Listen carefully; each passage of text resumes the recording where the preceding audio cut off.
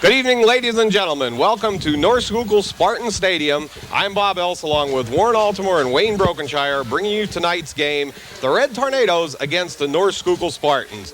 Both teams come in with 5 wins and 1 loss and anticipate a pretty good game here tonight, Warren. Well, I mean, 2 good football programs. I think Mount Carmel area coming off one of the greatest victories in its history last week with Marian Catholic in one of the greatest defensive stands we've seen in a very long time. They came into the stadium, in the Spartan Stadium, of course, very difficult to win here on a good night. The Spartans, as you said, 5-1. I think it boils down, this game's going to boil down to defense. Both offenses are struggling. North Schuylkill not known for its offense this year anyway. I mean, they're an adequate team. They're putting some points up. They wouldn't be 5-1 if they weren't. But they're not the same team we had witnessed before. The 2 big running backs, you know, and the threat from everywhere. And everybody else. That's right. I think if North Schuylkill's going to win the football game tonight, the key to their winning is going to be how well Gressons throws the ball. Now, I have to put a footnote to that, is because if Brent Andrews couldn't beat us, I'm not too sure that Gressons can either, but, I mean, we need to play the game to find that out to be sure. But it's really going to be a defensive struggle. Mount Carmel area probably comes in with a little more speed, and it looks like they're coming in with a little more size this year. North Schuylkill usually known as the land of the giants over here, but they don't seem to have quite the same size that they have in other years. So it'll be interesting. Apparently their offensive line is missing a few people, or at least one person that we're aware of for this game. So a lot of little different stories going on, Wayne, inside the game itself tonight. Yeah, they're missing their nose guard tonight, who has started all the 6 games. I have his number here, or his name here at least. Matt Ferrone. Ferrone was a 6'1", 270-pound junior. So he will not be here for the game tonight. I guess it's a long story, right? Too long for us. That's right. Captains meet at the center of the field. I'm just glad we're all calmed down finally from last week. I mean, what a fourth quarter that was in the booth. Sort of built to a crescendo, didn't it? Did it ever. I mean, did it ever. We had supper club last night. I mean, obviously everyone asking the questions about the calls and when did he decide it, when did he feel they were going to do that. And he was great. He really was. I mean, came out and said, yeah, I mean, it was a hard call. There was some indecision. They were trying to weigh all the factors involved in several of the calls. And then he agreed with us in that he felt that one of the biggest calls of the football game wasn't really between the players. It was when Coach Dick refused the penalty. Right. Which really boiled down to a key play in the fourth quarter for the Colts. And, of course, they went on to lose. Now, the Colts are an interesting team to North Schuylkill because both of them in District 11, both of them AA, and they meet each other in the final game of the season. Ooh. So where they stand today, North Schuylkill can get a good gauge of where they're at. Of course, if they get blown out, that final game is a little more difficult for them to get ready for. If they play a tough game or if they win, they're going to set themselves up for the District 11 playoffs pretty well. Getting lined up here, number 11 will kick off for the Spartans, Josh Sackelben. We checked that name, didn't we? We got her. Deep for the Red Tornadoes, Sebas, Bailey, and Veach. This one is probably for the Anthracite League Championship tonight. Big kick in the direction of Sebas. He takes it on the 9-yard line. Finds him running up the middle, still on his feet to about the 28, maybe, Warren? Yeah. We are not going to be able to tell line markers very well here tonight from where we're situated. Yeah, because their markers are way on the outer fence. But, yeah, that looks like where they're showing up. One of the things you want to look at, folks, is Sinkovic, Steve. Oh, my goodness. He hit a kid going through the line there, completely flattened him. What an opening hit for the game. Bailey and Steve Sinkovic in the backfield for the Red Tornadoes. Sebas, the young sophomore quarterback, sets the Tornadoes. Hand off to Bailey, tries it up the middle, gains about 1 yard. Initial hit made by number 52 in there, Brian Federoff.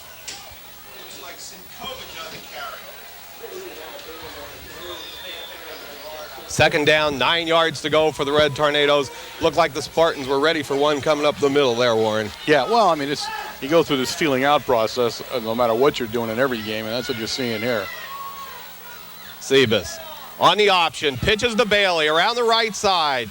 Gains about 4 or 5 yards, brings it up to about the 40-yard line. Difficult picking up those numbers. Looks like number 20 The real difference here, Wayne, is going to be speed offensively. I mean, it's going to be our speed against what is a tough, hard-nosed football team on defense for the Spartans. And I'll tell you what, our offensive line over the last few games has done an outstanding job. I mean, they've really gelled together. It's unbelievable what they've done. 3rd down, 5 yards. Pitch to Bailey. Just going to let him run around the left side. And a great play made by number 55 from the Spartans. Jeremy Vogler came from his defensive end position on touch to make that tackle on Bailey. Punting formation for the Red Tornadoes. Jeff Evans, the long snap, number 54, with 47, Steve Sinkovich in to do the punting. Of course, we have Vogler is the cousin of our Vogler. Of Jamie Vogler, right. They're playing against each other tonight. Snaps back to Sinkovich. Kicks away.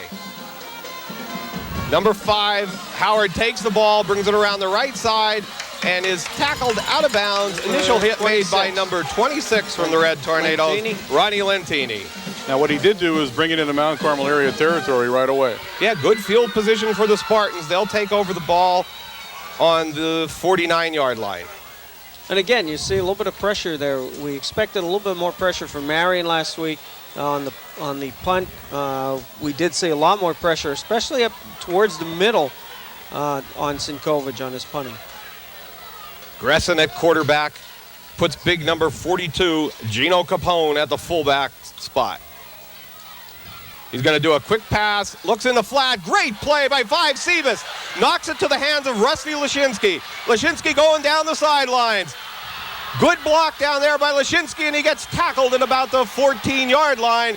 First down, Red Tornadoes. Great play by number 5, the young sophomore, Nick Sebas. I'll tell you what, he could not have played that any better. He was right in his face, in the receiver's face, and all that was is just a quick shot to the inside. It was a quick slant. And what you're doing there offensively is your pass is actually protected by the receiver, but Sebas got his hands on the ball and popped it up in the air. Red Tornadoes with the first down and 10. Try it up the middle to Sinkovich. Gains about 5 yards to about the 9-yard line. Well, what we see here is the first whack of the game is a defensive one by Mount Carmel area, which we had expected to see. We figured both defenses would try to bloody each other's offense and see who came out alive. So the first hit goes against the Spartans, and they're going to have to regroup here to keep us out of the end zone. 2nd down, 6 yards to go. The Tornadoes remain in the I formation. Give it to Bailey off the right side, and he only picks up about 1 yard to about the 8 or 9 yard line. Tackle was made by number 50. 50 in there on the tackle, which is Jim Mogish. Yeah, a good play. Came in right through the hole, right off the tackle, and off the tackle side, and made the play. Mogish starting in the linebacker position. He's the left linebacker. Split backs now for the Red Tornadoes. Fumble on the play, still bouncing around, recovered by Bailey, but back on the 14-yard line. 4th down, and this looks like a field goal situation for the Red Tornadoes. So Red Tornadoes do not capitalize by a touchdown, at least, on that initial interception. Coach Williams talked about this last night. He is comfortable with the field goal from here. He feels it's a weapon he can use when he's this close, and he doesn't hesitate to use it. Again, the hardest part about this field goal is getting his shoe on and off. And getting set. Mike Sinkovich gets the shoe on. Snaps back. It's down. The kick's up. And it's no good. It's off to the left. With 8:17 left in the ball game, no score here at Spartan Stadium.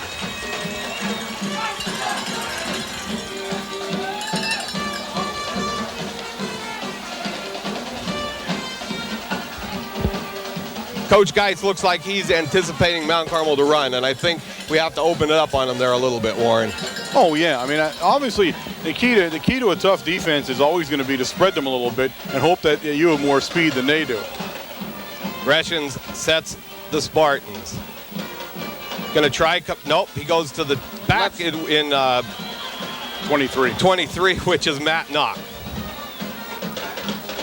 Big hits on the bottom of the pile by Malachowski and also Sinkovich Michael in there, along with 54 Jeff Evans. Again, what we've seen all season long with this Tornado defense is there's very little yardage that is given up between the tackles.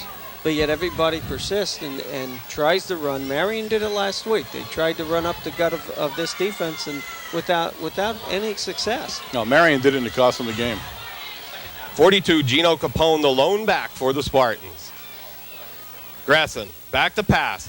Fakes, and now he's throwing long. Has number 11 breaking down there off his fingertips with a nice touch play there by number 5, Nick Sebas. He caught up with him, Warren. He had Sebas and Montgomery breaking the free safety, but he did have a step that time. Had the ball gotten in the right place, he would have caught it. I'll tell you what, that was a nice pass, too, by North Schuylkill's quarterback. And that was right just about fingertip, and that's right where you want it. You went over the defender's head, put it right on the fingertips of your receiver. And that brings up a 3rd and 10 call now for the Spartans, and they're still on their 19. Good line blocking that time by the Spartans, though. It gave Greshams a lot of time. Going out of the shotgun formation. And someone moved on that play. It looked like the left guard. I think more than the guard moved on that one in the end of it, but that'll be 5 yards probably to go against North Schuylkill because our defense was moving around a little bit, guys, and I think that got everybody on their side confused a little bit. 7:30 left in the first quarter. It'll be 3rd and 15 now with that 5-yard walk-off for the Spartans.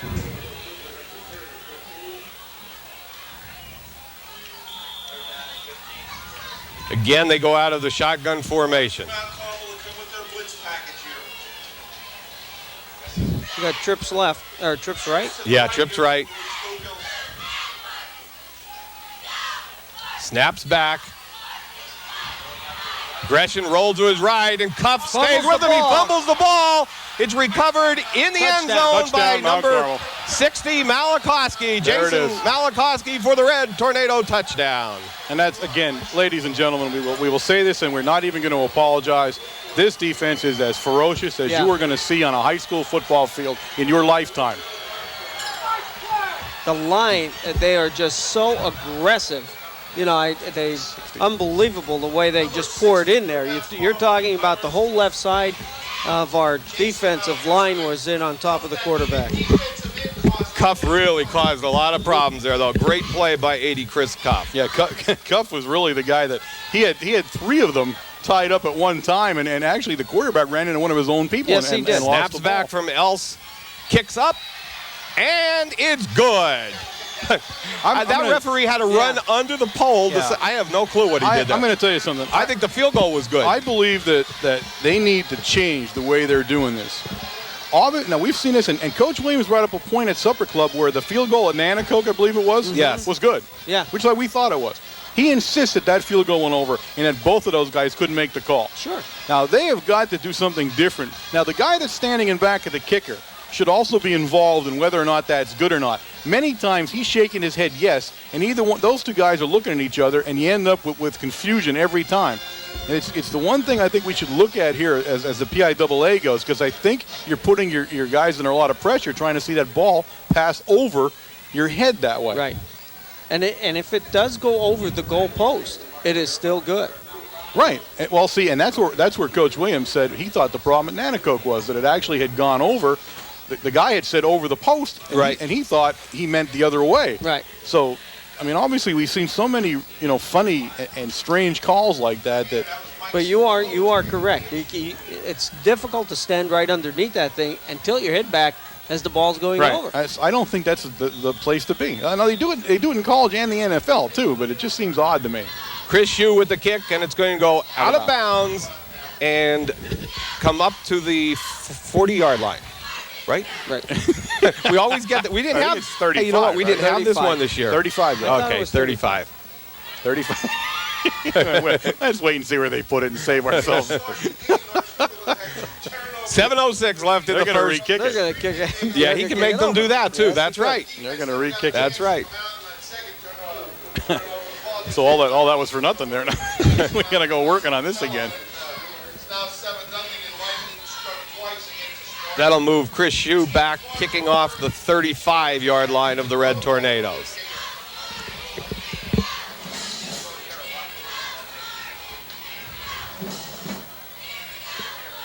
Interesting start to this one. A lot of good defense right off the bat, Warren. Yeah, and that's, again, we just truly expect to see that. This defense is unbelievable. Schu with the kick. Looks like it's going in the direction of Knock again. He takes it on the 20-yard line, brings it up the middle, still on his feet to about the 45. No, 40. No, yeah, he's not at the 40. He's about the 37. Ron Lentini and Matt Van Doren in on the tackle. These yard markers are really difficult. It's because very they're far hard, away. especially where we're sitting from, because you can't tell. They're really far away from where the ball is, though. You're trying to eye it up all the time. As soon as you go on an angle, it's hard to see which line they're on. First down and 10, Spartans. Blown back again, and they're trying to spread the Red Tornado defense out.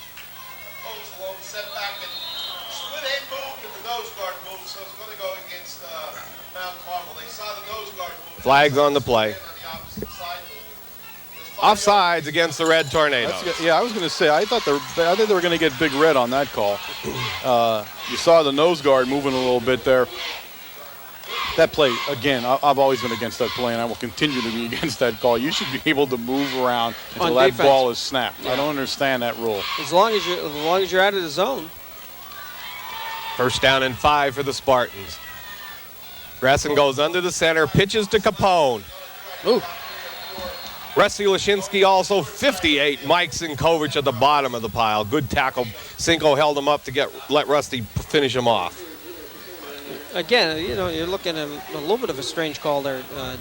North Schuylkill on the left hash mark, throwing a pitch to the left side, which is the short side of the field.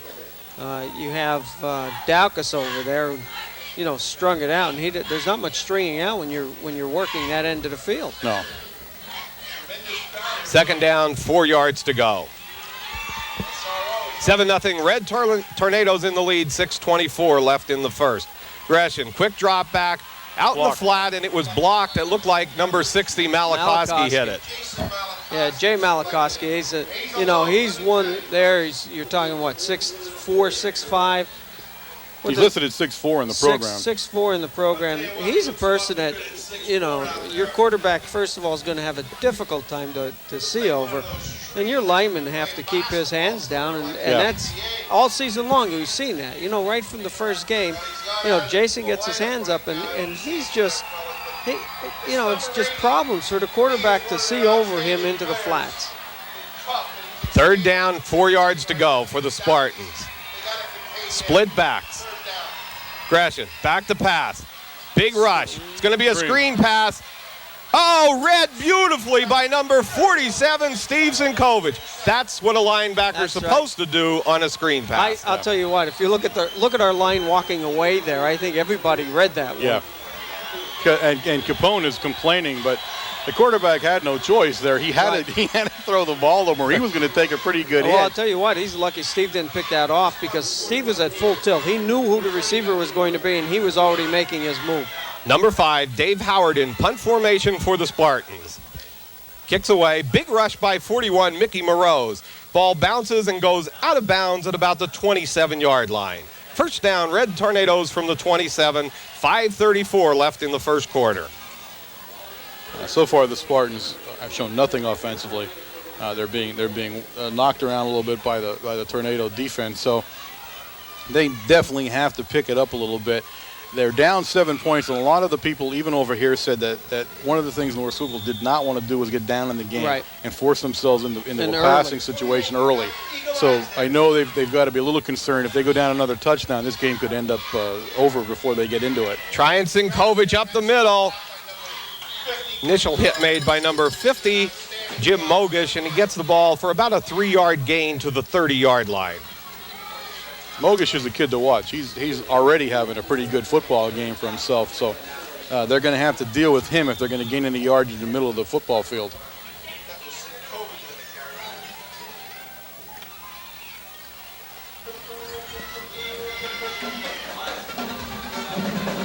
Second down, 8 yards to go for the Red Tornadoes. Sebas. Bailey? Bailey. Okay, Bailey the ball carrier. He only gets about a 2-yard gain, and the Red Tornadoes continue to go right at the middle there. Again, I'll tell you what, North Schuylkill is showing some at least aggressive defense here. in the going. You look at the first series of downs and the second series of downs when we had to go for the field goal down there. They're swarming. They're a quick lateral defense. The linebacker, number 50 in particular, Mogish, doing a great job. Sebas back to pass. Big rush from the defensive end, and Sebas gets stood up at about the 25-yard line. Punting formation for the Red Tornadoes. Good tackle by 42, Gino Capone.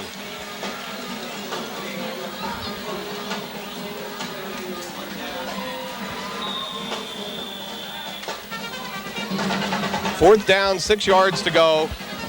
47, Steve Sinkovich in punt formation. Jeff Evans the long snap. Snaps back, it's low. Sinkovich picks it up. He's going to have to run with it.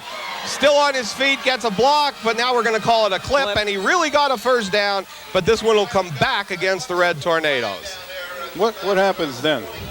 I think he gets the punt over, right? Well, no, it's a clip. What about the first play. down? He didn't pick up the first down. He was short of the first down, so either they're going to refuse the penalty and take the ball where it's at, or if we did pick up the first down, they'll take the penalty and push it and take us back.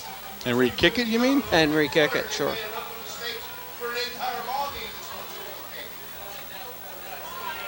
Well, we're looking now and seeing. Oh my God! It's a face mask call against the Spartans. This will be a first down for the Red Tornadoes. Steve did pick up the first down. Yeah, he did. Okay. He just jumped right over the marker as he ran out of bounds. Oh my goodness! Oh, that wasn't a clip then. That was a face mask. It was a face mask. Yeah. That was a deadly penalty against the Spartans that time. Look where it moves it to also. Okay, I'll take all that back that I just said 2 minutes ago. We'll undo that. We just spent 10 minutes talking about something that didn't happen. Yeah. We're on a pretty good roll here tonight. Talk about filling. My goodness, we had no idea what the heck was going on. Well, we didn't have to do that last week, that's for sure, did we? First down and 10, Red Tornadoes from the 49-yard line. Costly error by the Spartans, though. My goodness. I formation. Hands off to Bailey off the right side. Gets it to about the 45-yard line. Good tackle made again by number 50, Jim Mogish. And right now the linebackers are doing a heck of a job out there. I'll tell you what, he's their monster linebacker there.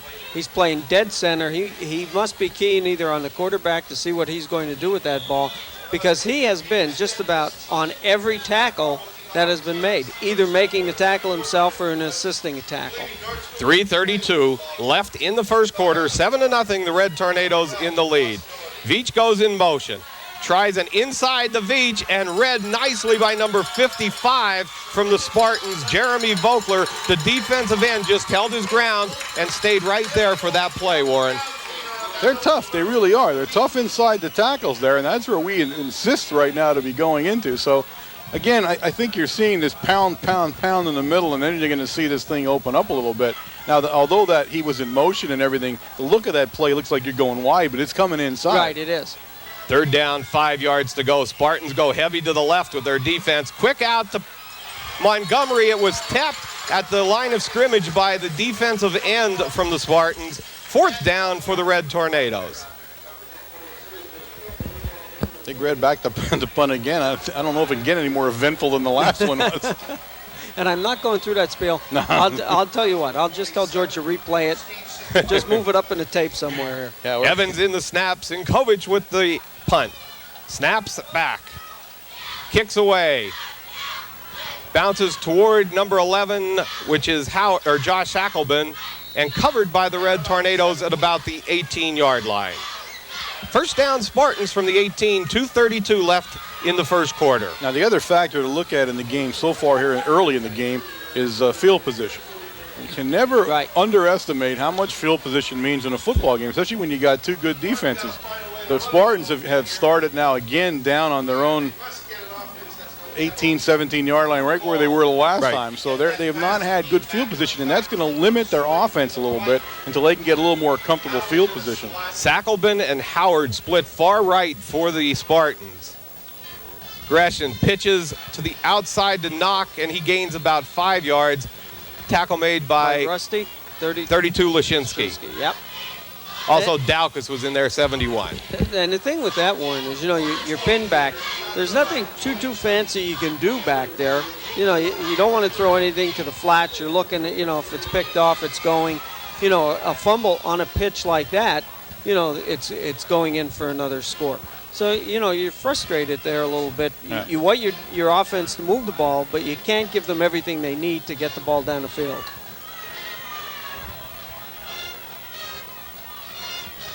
Twin backs. Tries to knock coming around the right side. Finds some running room. Needed one block, and he got it to get out for a first down at about the 46-yard line. Good tackle made by Montgomery. Nice play that time by the Spartan right side of their offensive line, Warren. They sealed it. They did. They sealed it enough for him to get outside, and that's what happens. And that has not happened much this year. It hasn't. You haven't usually sealed the end like that. And I'll tell you what, you're looking at Montgomery. He has to make an excellent downfield tackle, or he's going for a touchdown. I'll tell you what, though, he doesn't miss, does he? No, he doesn't. He's as deadly as they come when it comes to the open field. 1:28 left in the first quarter. Gresham pitches the knock going out the other side. Lashinsky with a good tackle at about the 46-yard line for about a 1-yard loss. I'll tell you what, Rusty filled the hole very quickly that time. The runner ran into his lead blocker, and I think the blocker was looking at Rusty and trying to figure how he was going to get his body around to block Rusty coming through the hole, and Rusty just passed him out and made the tackle. Second down, 10 yards to go.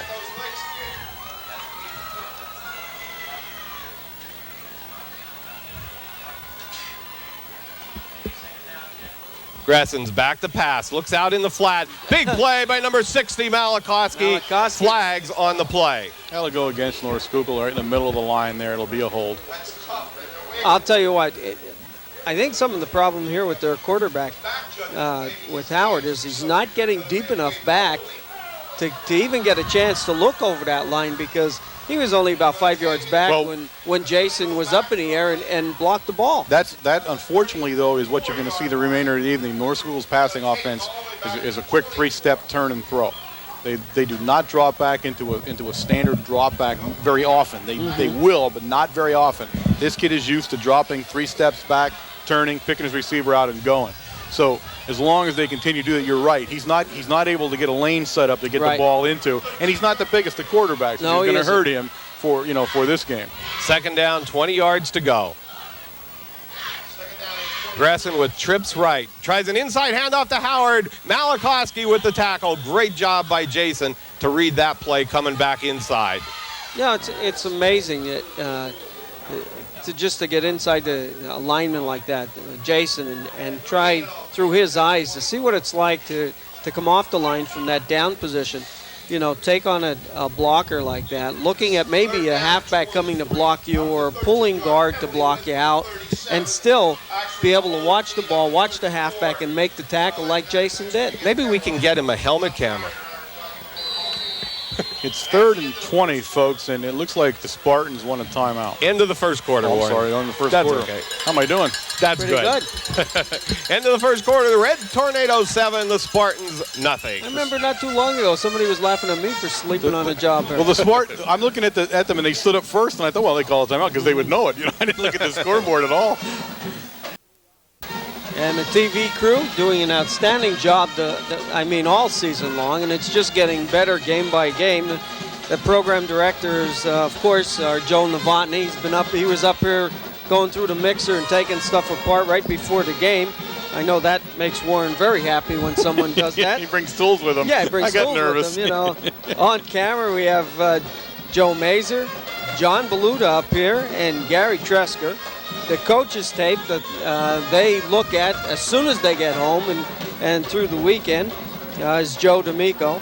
And overseeing this whole affair, including us, the big kahuna himself, Mr. George McPhee.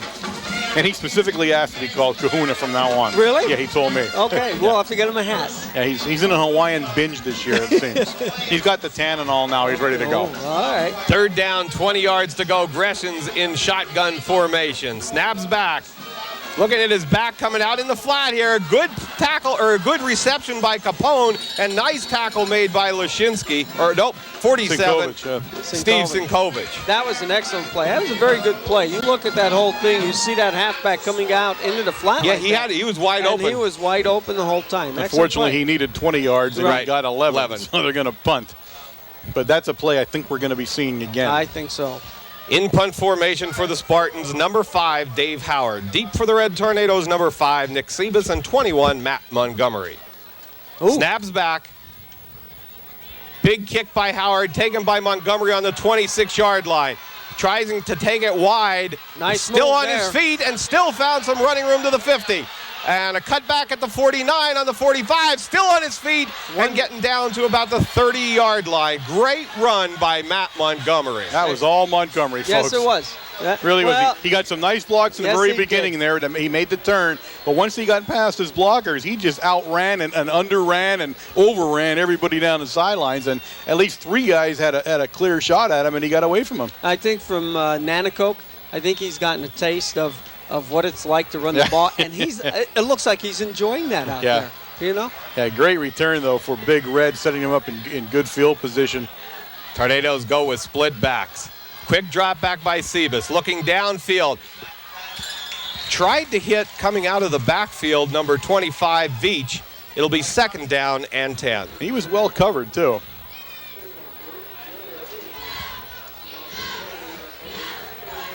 The ball would be where, Bob? I'm saying the 30-yard line. Is that? The ball is on. You get the 50. 29? Yes, about the 29-yard line. Yep. Hard to see the line marks there. Yeah, you're right about the 29, I guess. Veach split far left for the Tornadoes, Montgomery far right. Sebas back to pass again, looks at Montgomery going down the sideline, Nice. caught it at about the 4-yard line. 1st down, Red Tornadoes. They're marking it at the 3, Bob. Oh, marking it at the 3-yard line. Great I'll tell catch. you what, beautiful pass. Yep. You want to see someone throw a ball. I mean, this kid is fresh, coming right into the season, never playing a varsity game. You're not going to see too many guys throw a ball like that. Over Montgomery's shoulder, and the best thing about it, it could not be defended, and those are the types of passes you want. I formation for the Red Tornadoes. Now they go to a power backfield. Sebas hands off to Bailey, up the middle, down to about the 1-yard line. Second effort by Bailey that time gave him an extra yard, put him about the 1. You're right, Bob. I'll tell you what. Got stood up real at the line of scrimmage, actually, and he moved on his own then down to the 1. You take a look at the way Bailey's been running the last 3 games, and last game against Marion was great proof of that extra effort that kid gave during the whole game. And in the 4th quarter, where we needed that extra lunge, that extra yard to pick up that 1st down to run the game out.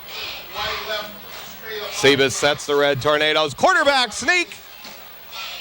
He's in. Touchdown. Touchdown, Red Tornadoes. The bus, I'm telling you what, you need a yard and you got the bus in front of you. It's a given. It's a gimme. The bus is bringing you a yard no matter what. Well, it happened this week and last week, didn't it? You know what you did, though? You must have put that low in there. You had Mikey put the low gear in. Yeah. He's in Ruxell when he's down to those 1-yard line ones. Great line play again. And when you got a center like Else, right, it makes a lot of things easier on making a call on the 1-yard line. 58 Sinkovic in to attempt the extra point. Snaps back, it's down, the kick's up, and it's good. I could call that one quicker than the referees could. With 10:15 left in the first half, the score, Red Tornadoes 14, Spartans nothing. And you go back to that play, though. You know, you take a look at the line that's in there, the center of our line. You got Sinkovic and Daukus, and you pull them 2 in close to Jonathan. I mean, you want a yard. That's one wedge, isn't it? That is a wedge. You are right.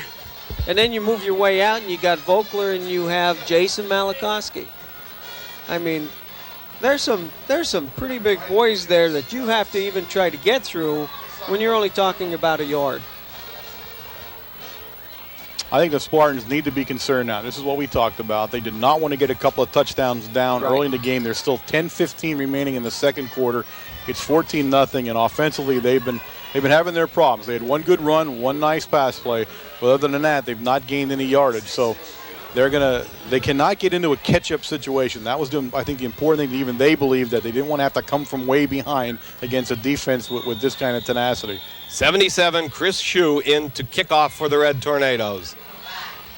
Goes to about the 20-yard line, fielded by number 11, Josh Sackelman. Tries coming right up the middle.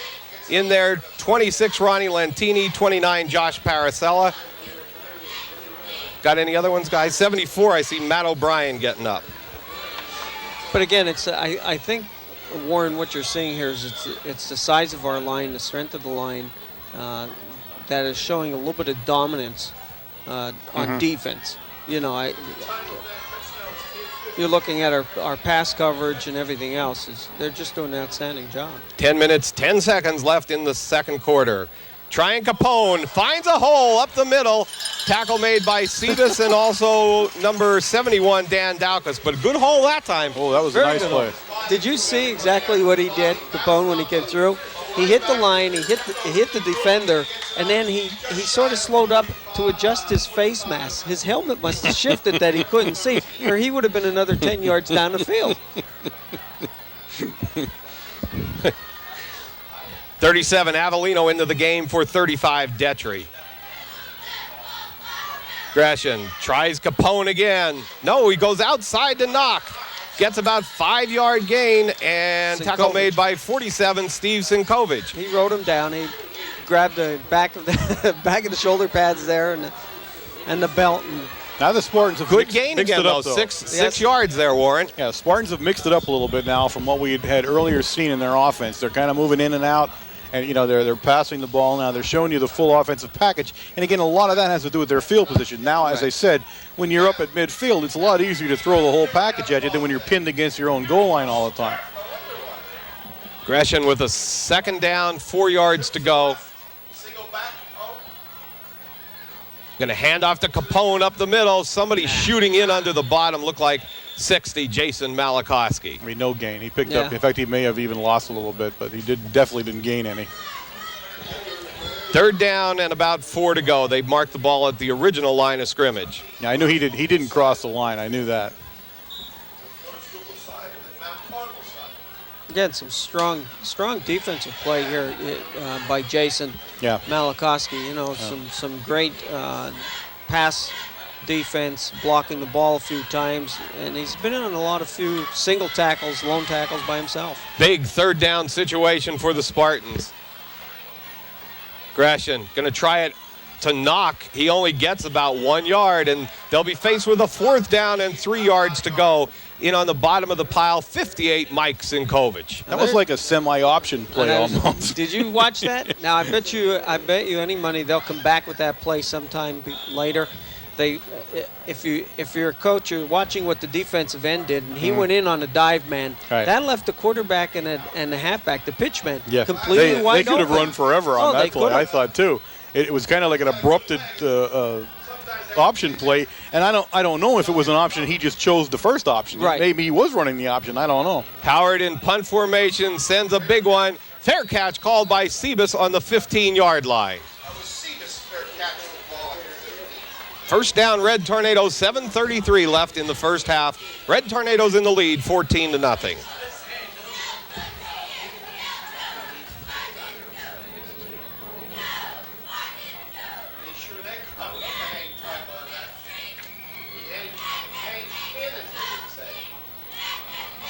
Sebas brings the Red Tornadoes up in the I formation.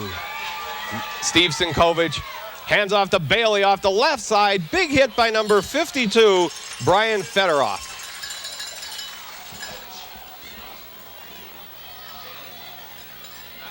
No gain. Yeah. Nice defensive play that time. I mean, they stood him up at the line of scrimmage and he didn't go any further. Avellino and Montgomery back into the game for the Red Tornadoes.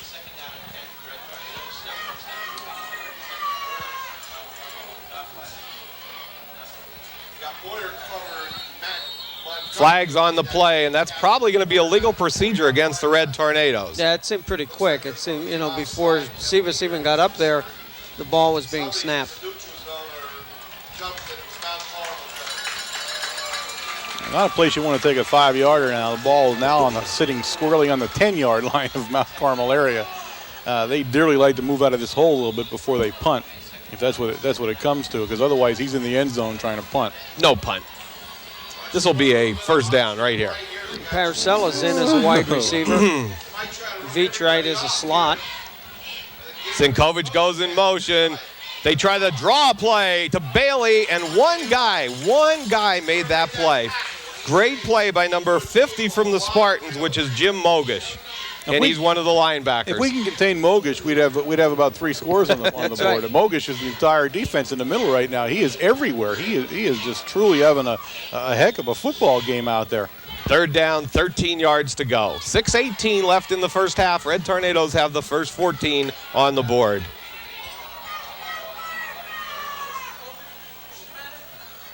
Looks like a blitz coming here. Yeah, it is. It's a big blitz. Sebas lets one fly.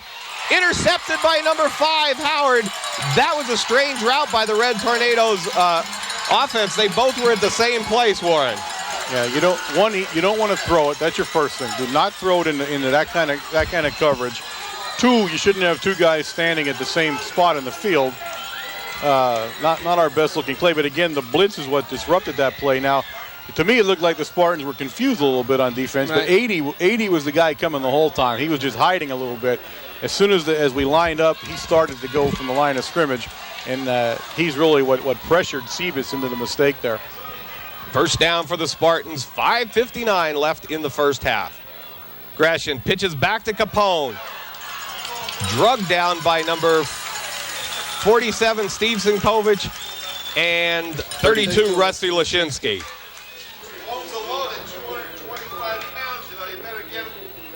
He did. Rusty hit him Yes, he did. up at the line of scrimmage, and Capone kept going with that. A good, strong runner. Strong runner, yep.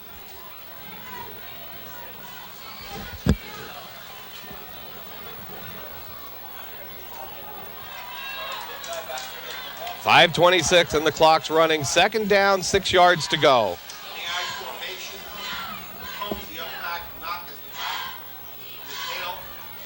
Hands off to Capone up the middle.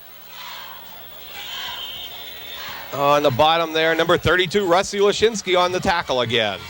After about a 2-yard gain. Third down, 4 yards to go for the Spartans. Lashinsky having a nice football game so far defensively for Big Red tonight. He's been on several good plays.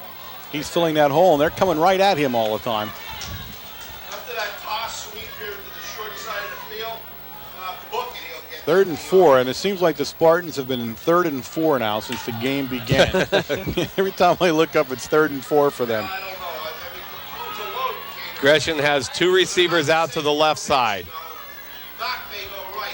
Going to pitch to Capone and take him to the right side. Found a lot of room out there and tackled by 44 Kalinowski, but that will be very close to a first down for the Spartans. He's got it. They're marking it as a first down. I'll tell you what, for a big guy, he got over there quick to that corner, I'll too. tell you what, he can move. He can motor when he has to hit the outside. Official timeout for a measurement. I don't know what they're measuring. I thought he was well I past thought he it, was but past it, apparently too. he's not. No, he was. Oh my goodness, he didn't get it. That's I thought for sure he had gotten it. When they have to look at it like that, you know they didn't get it. It's very he's close. an inch away from it now, and I'd have to say they got a rather poor spot on the ball on that one. I thought absolutely he had picked the first down up. Well, when he went right over the top of Kalinowski, he went for an extra 2 yards. Yeah, I don't know. I guess we can't gripe too much about it, but I know if I was him, I'd be mad.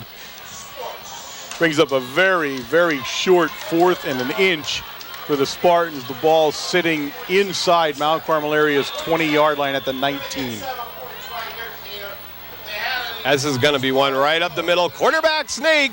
No, second effort. First You're effort, right. no, but second effort, yes. He didn't get it the first time. The first You're time right. he got blown backwards, and then he just went off to the side and came with the second effort. Good job by Gresham. You have to give the quarterback a lot of credit on that play. First down Spartans, the ball on the 19-yard line, 4:02 left in the first half. What? 2-4 in the first half. Well, first half. First half.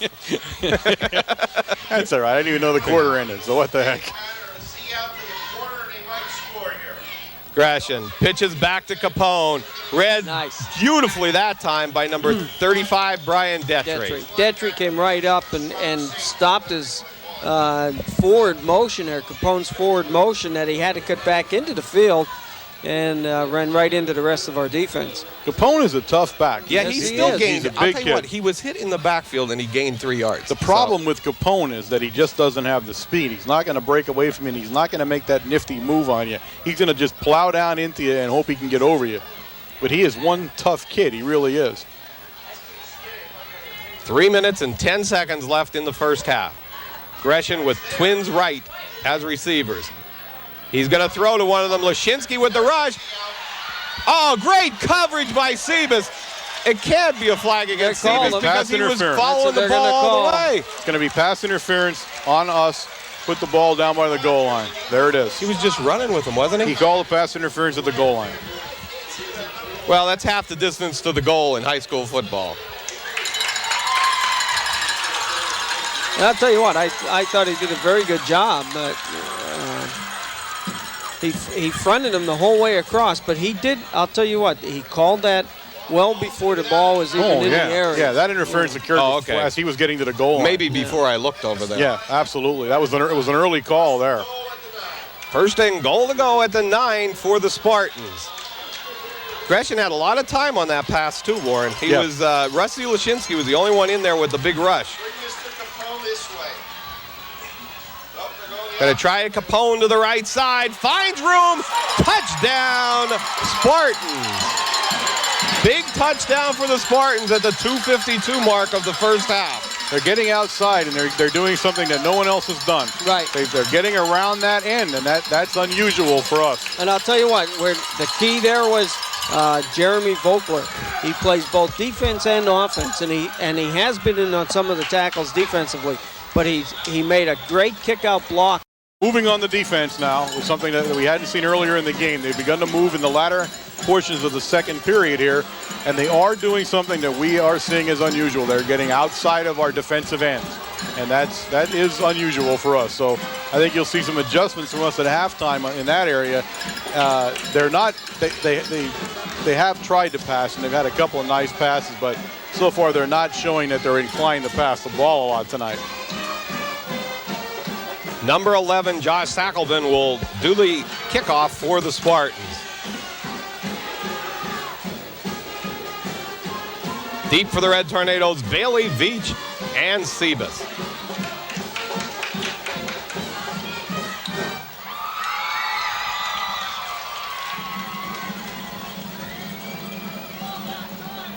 Big booming kick, going to be taken by Veach on the 12-yard line. Takes it up the middle, now cuts it outside to the left. Finds some running room and brings the ball up about to the 36-yard line.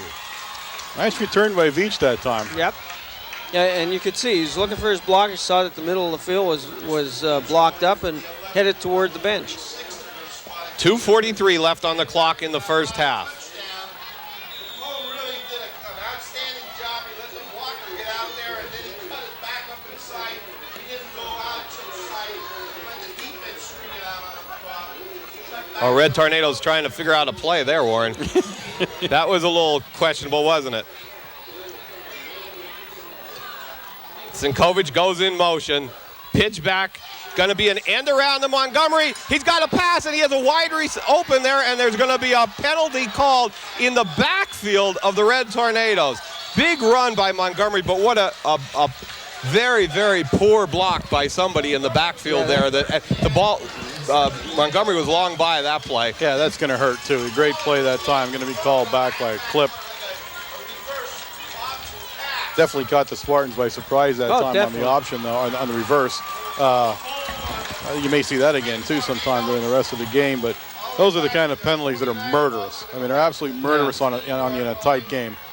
Brings the ball all the way back. Well, it's going to bring it way back because it's coming back from the spot of the foul, which was behind the line of scrimmage. They're going to set it down on the 19-yard line. Brings up oh, goodness, it's going to be 25? 5, 10, 15, 20, 25, 26. Well, you know, the thing about that is that it was such a great play, and like you said, it did catch them off guard. You had Veach wide open down the field for the pass, and Montgomery still picked up 25 yards on the run. Bailey in motion, tries Sinkovic up the middle, breaks it to the left side and brings it back almost to the original line of scrimmage at the 34-yard line. Red Tornadoes will be faced with a second down and 11 yards to go. Yeah, that time there was a hole there in the middle. Nice play that time by Sinkovic in the line. And again, he picked up sizable yardage. It looks like a 16. second and 12, second and 13 now for picked Big up Red. 15 yards.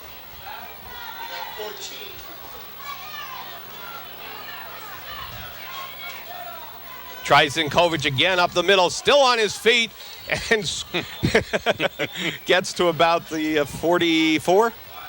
Now, let me see where 38. Let me see where he puts it down, though, first. He's going to settle on the 37, or about the 37-yard line. Third down, 7 yards to go, 1:28 in the first half. Big third down play for the Red Tornadoes because it'd be nice to get a first down and not get the ball back in the hands of the Spartans. Yeah. We spread it out on this play.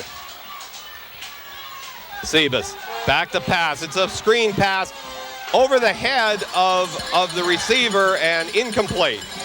I'll tell you what, that was one heck of a screen pass about to happen. There again, nobody there, was there? Had he hit the receiver, that thing was going to go for some yardage. Who was the receiver? Cuff. I Cuffing. believe he was aiming at Cuff. Cuff.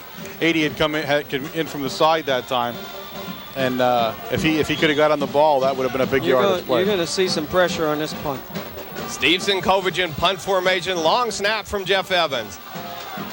Oh, kick was partially blocked. Fielded by Capone at about the 50-yard line. Tackle made by 74, Matt O'Brien. First down Spartans with 1 minute left on the clock at about the 39-yard line. No, 45-yard line. This is not what Mount Carmel area wanted to do. There's exactly 1 minute left.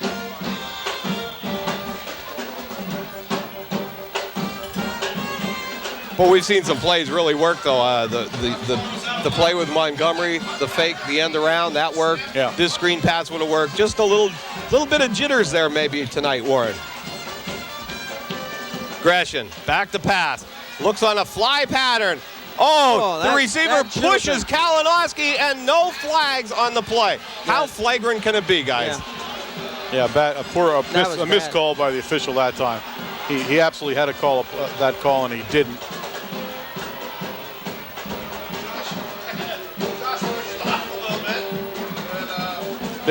Big Red is arguing vehemently on the sidelines, but doesn't make a difference. Just a bad missed call, and you got to live with it. That's right. Second down, 10 yards to go for the Spartans. 56 seconds left on the clock in the first half. They're going to split backs.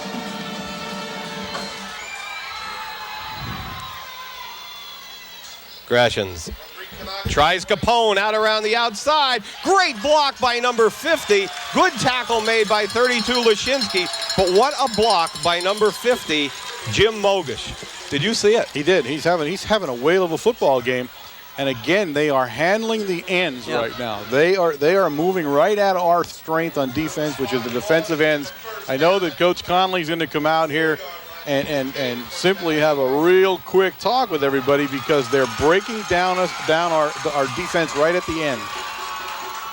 It is a first down for the Spartans at the 34-yard line of the Red Tornadoes. And every play that in the second quarter that they've hit the end, they're picking up sizable yardage. Yeah. Now, I think you're looking at a couple of things in the play here. We don't look nearly as sharp as we did last week, so you got a little bit of a letdown coming out of such an emotional football game. And two, you have this factor, again, as we talk about every year with North Schuylkill and such a rivalry. And I'm going to say it now and be done with it. It's never going to be a rivalry for us. I don't know why. I don't know how it's not going to be. But we simply do not treat it as the game of the year. We got Southern now, which is truly become that with Shamokin right after it. And we just cannot get this thing up to the same level that the Spartans bring it to every year. And it's coming into play a little bit now. They're playing with a lot more emotion than we are on both sides of the football.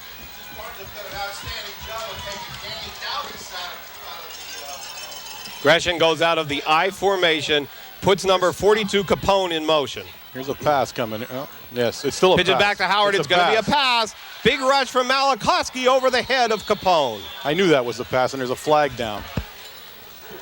And that one, I'm not sure who they're going to call it on.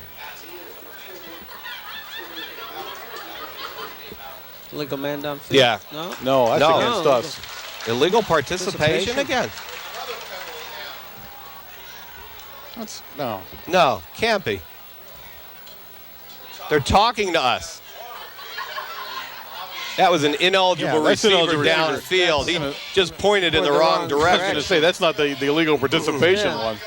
No, that's that heart, right? Yeah, that's the Angina. angina attack. Actually, no, that isn't either. That is the illegal substitution. Okay. That's the difference. A little different than illegal participation. That's the Illegal two participation- hands on the head. Yeah, illegal participation. You have 12 men on the field during play. Illegal substitution is someone can't break from the huddle and go to the sideline. He has to be out of the huddle before the huddle breaks. 39 seconds left in the first half. First down, 15 yards to go from the Spartans. Knock comes in motion to the left side of the field. Gresham back to pass. Try a screen to the right side. Great open field tackle made by Detry, Let him come up there. 35, Brian Detry. Absolutely. Detry made a great play that time. Timeout, North Schuylkill. Yeah, he did. I'll tell you what, he gets by Detry. He picks up the first down on that play. Second down, 8 yards to go for the Spartans. 29 seconds left on the clock with this timeout in the first half. Is there a phone ringing? Yeah, if it's for me, I'm not here. Again, it's such an odd thing here. I mean, North Schuylkill's decorating the town and the whole 9 yards. We're making an effort. We had a pep rally last Right. night in the middle of town, a parade, and the whole works. But it's just the atmosphere with this game is definitely a couple of notches down from the Southern and the Shamokin game. It But just is, and I'm afraid it's always going to be now. Yeah, I just don't think it's ever going to get all the way up to where they keep their for us. but the Spartans have come to play tonight. I mean, you see, they do. I mean, you Mogash, you see, he's just all over the field. I mean, he's playing at one heck of a game. Second down, 8 yards to go. Trips left, set up for the Spartans out of the shotgun formation. Snaps back to Gresham. Big rush by Sinkovic, held on the play, almost intercepted by Sebas, and off the fingers of number 5, Howard. But Mike Sinkovic was tackled coming through the line. So we're seeing some things here happen that the refs have to handle too, Wayne. You know, you get that. That's what's called the home field advantage Right. here. You know, you had the play before where Kalinowski was shoved in Right. the back So and, we've and seen at knocked least to the two. ground. You know, that play there was a very nice timing play. I'll tell you what, this quarterback not heard from up to this point, but he's thrown some nice passes from his quarterback position there. He had number 5 breaking out to the outside, and all it was just a timing pass, and he turned upfield. Third down, 7 yards to go. Gresham's again out of the shotgun formation. Snaps back. Big rush by Malakowski. Hold. Lets one fly Doesn't matter. over the head of number 11, Josh Sackelbin. Holding on Malakowski. Oh, yeah, he was threw it tackled. early. They're all being held coming through. So Absolutely. you could call it on every play, really, right It now. didn't matter what happened. As well, if that's a late hit, that's going to be a very costly late hit for Mount Carmel. I don't know yet. No, we're going to get an indication of a hold, and it is a Holding hold. call against the 18 Spartans. seconds to go here in the half, and they're going to take this penalty. Because North Schuylkill's putting some awful lot of pressure on this team right now. And brings the ball back. That's going to bring a third and, let's see now, we got 10, 15, 16, 17 yards. Third and 17 now. More importantly, the ball is now sitting at the 42-yard line instead of where, all the way down where it was. So field position changes a little bit, makes it much more difficult to throw a pass in the end zone for the Spartans. They only have 18 seconds left. So I think now you're going to try to get a first down, get yourself a little bit closer, and then pop one into the end zone. Howard split far left. Sackelbin split far right. Gresham's comes under center, drops straight back, looks on another timing pass at Howard. Good play by Sebas just to knock it away. He didn't try to intercept it, just wanted to knock it away, but he hurt himself on that play, Yes, guys. he did. He went up and he came down flat on the ground. And I think he came down on his right knee. Yeah, this is very. He wants to come out. He's signaling to come out of the game. So Sebas has been injured on that play. Although he's wondering on his own power, that is a very scary thing for Mount Carmel. Of course, the other quarterback, Wojtovich, has a broken hand or knuckle or whatever, so he will not come into the football game as quarterback. So hopefully, and the good thing is that he has all half here to try to recover from whatever it is he did there. He might have just landed funny, you know. On That's that. right. Jonathan Veach in at the cornerback spot for Sebas. 4th down, Greshams, big rush. Oh, nice pass to number 11, but a good tackle made by Lashinsky and Veach. And this will be a 1st down, Red Tornadoes with 6 seconds left on the clock. And Sackel been called timeout, which I'm not exactly sure why he did that.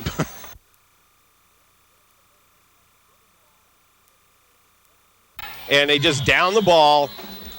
So that's the end of the first half. A great first half. The Red Tornadoes 14, the Spartans 7. We'll be back with some halftime highlights from Jose Gonzalo in 1 moment. Okay, gang, we're here for the stats at halftime, and if you want to talk about a defensive football game, talk about this one. Mount Carmel area rushed the ball 19 times for a total of 41 yards. They passed 1 of 5, of course, for 25 yards, the big pass to Montgomery. They had 66 total yards offense in the first half. Individually, Sinkovich was 5 for 31 yards, Bailey 9 for 14, Sebas 3 for -6, Veach 1 for 2 yards, Lantini 1 for no yards. Montgomery, of course, the 1 for 25. We had 2 first downs in the entire first half of this ball game. North Schuylkill, on the other hand, rushed the ball 18 times for 57 yards, and they were passing. They were 4 of 10 for 27 yards. We were 1 of 5 for 25 yards. They were 4 of 10 for 27 yards. They had 81 total yards in the first half, and they had 5 first downs. So, I mean, everything that you want to talk about defensively, that's what you're seeing tonight. One offense or the other has got to move the ball a little bit better in the second half if they're going to win the football game. That's what we expect to see.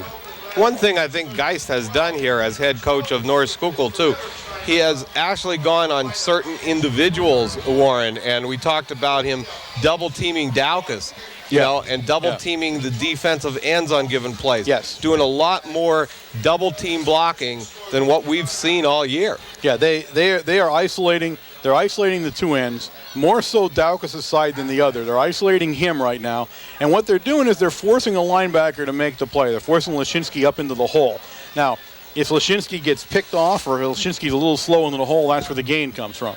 So obviously you can compensate that a little bit, and I think you're going to see that happen in the second half. But they've had a lot more success running that way than any other team had so far this year. So it's going to be real interesting. And the most interesting part of this football game will be Nick Sebas. Right. He was hurt on that second to last play of the first half.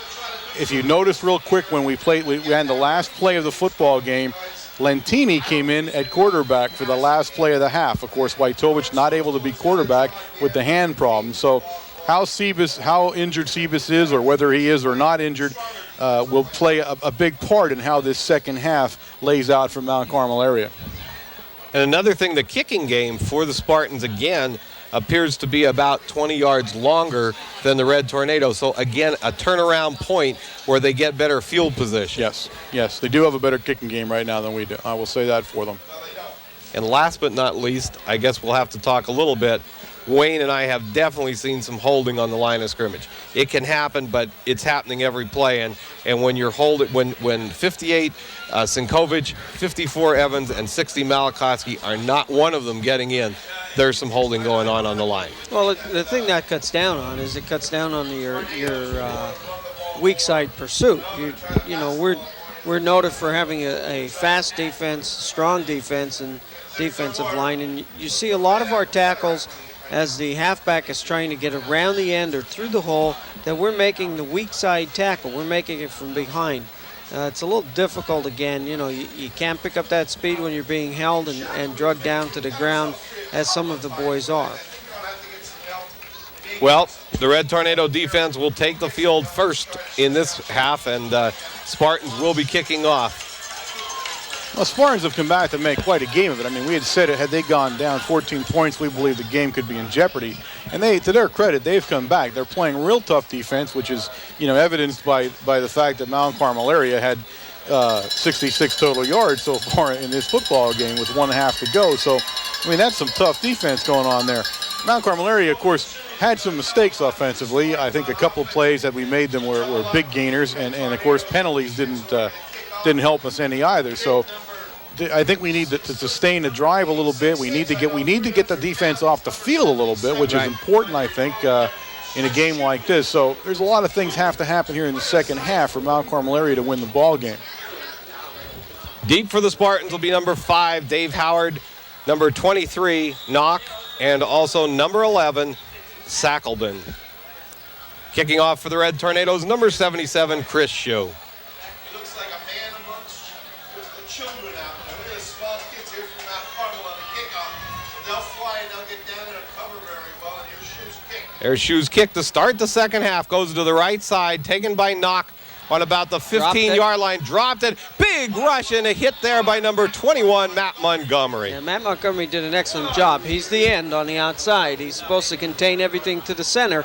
That does not mean he's supposed to stay there. In that case there, he didn't. He came down like a flash and took out the legs of the receiver. And good news for Big Red is Seaver's returned to the lineup. He is playing defensively, which means he'll play offensively, and he's walking normally. He has no noticeable limp right now. They said on the sideline that they thought it was just a shot in the hip on the hard ground. He landed hard on his hip.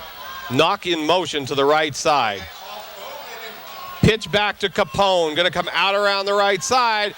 Sinkovic, Steven on the tackle at about the 24-yard line. But again, Capone did a nice job to pick up about 4 or 5 yards.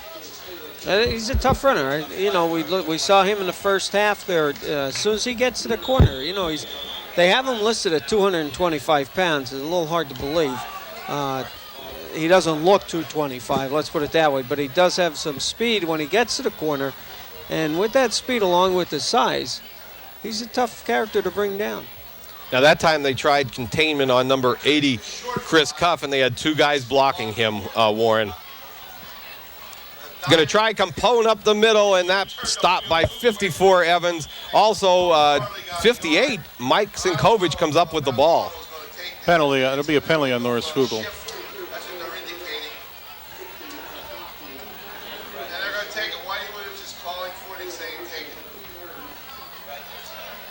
Illegal shift called against the Spartans. This one will move them back 5 yards, bring up a second down, 10 yards to go.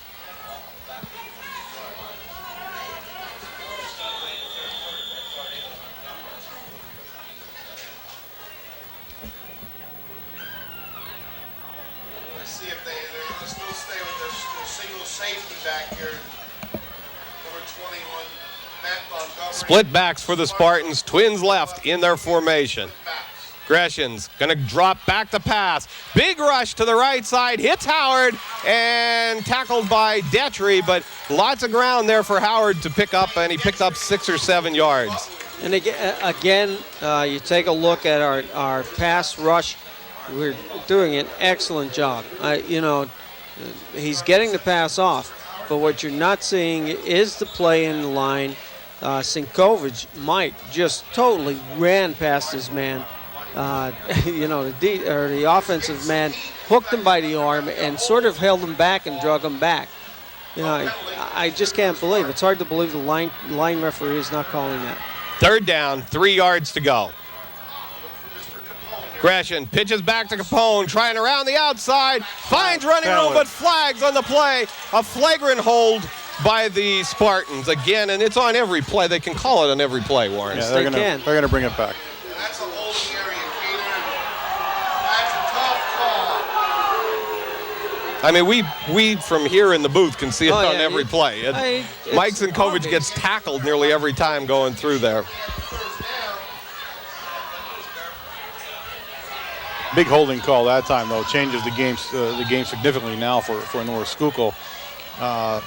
Looks like it's going to bring up a third, and now you're looking at about 15 okay. yards. Yeah, 15. I'm looking at the scoreboard, and it's 13, then it's 12, then it's 14. He was trying to make his mind up, but it's a good 15 yards for a first down now. So that'll change the play selection for the Spartans, and also the ball back now on the 15-yard line of the Spartans. 10:20 left in the third quarter. 14-7, Red Tornadoes in the lead. Twin split backs. Gresham back. There's a blocked by 47, Sinkovic. Good job, but I'll tell you what. You look at our linebackers. They're doing an excellent job. Rusty and Sinkovic here of dropping back into the flats and protecting. There's another play there. Sinkovic, although not having anybody to protect, it gives the quarterback a little harder target to hit because now he has to throw over not only Malachowski but now Sinkovic down in the flat. Dave Howard, number 5 in punt formation. High snap, but he gets it. Kicks away. Almost blocked. Almost blocked by 41, Mickey Moroz. The ball bounces around on the field, still rolling, and is down by the Spartans on the 46-yard line. I'll tell you what, it's the second punt that Mickey Moroz had his hand up and just missed the ball. And he almost blocked it. They have the opposite problem we have. Theirs is high coming back, and ours is low coming back. Right. And what it does is both times the punter has to change the way he usually punts, and it makes it more difficult. Now, Big Red takes over with good field position inside Spartan territory as their first possession here in the second half. And a try up the middle to Sinkovic, gain of about 3 or 4 yards. Down on the bottom of the pile, looks like number 52. Is it? You got 50 and 51. 50 and 51, Mogish and Hartz. You can announce 50's name every play. Right. I don't think there's a play that he hasn't been in on so far tonight. Again, he's just having both offense and defensively. He's playing a good game. He'll sleep well tonight. Second down, 7 yards to go. On the option, pitch back to Bailey, going to take it around the right side. Run down by Capone, and I'll tell you what, Capone showed some speed there, Warren. Did. Now, that was a case where you needed to cut up field. We got stretched out too far to the sideline. You needed to cut up a little quicker that time. He had a blocker out in front of him. Now, Capone was cutting off the lane. I grant him that. But in that case, you got to take Capone on earlier than you do at the sideline. Because he's got the momentum and you don't when you're turning. Right, and what you're looking for there is you're not looking for no gain. You'll pick up 2 yards, 3 yards maybe if you take them on quicker. Yeah. 6:51 left in the third. Third down. Sebas fakes on the short pass, hits Montgomery at the 20-yard line, down to the 14-yard line. Great pass from Sebas, the sophomore, to 21, Matt Montgomery. Now, that's as good a pass as you're going to see. Did you see him throw that? Yep. He was completely flat-footed, and he was stepping back when he threw. Now what that shows, again, just like it did with Vic Gernatsky last year, is the strength in a young quarterback like this to be able to put it on target like he did. He did a great pump fake, too. Yes, he did. That's what really held up the defender. Going to come left with Bailey.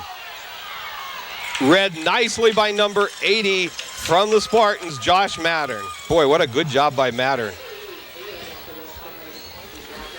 That's a 2-yard loss, folks, for Big Red on that play. Yeah, and again, that's backside pressure came in that time and caught him.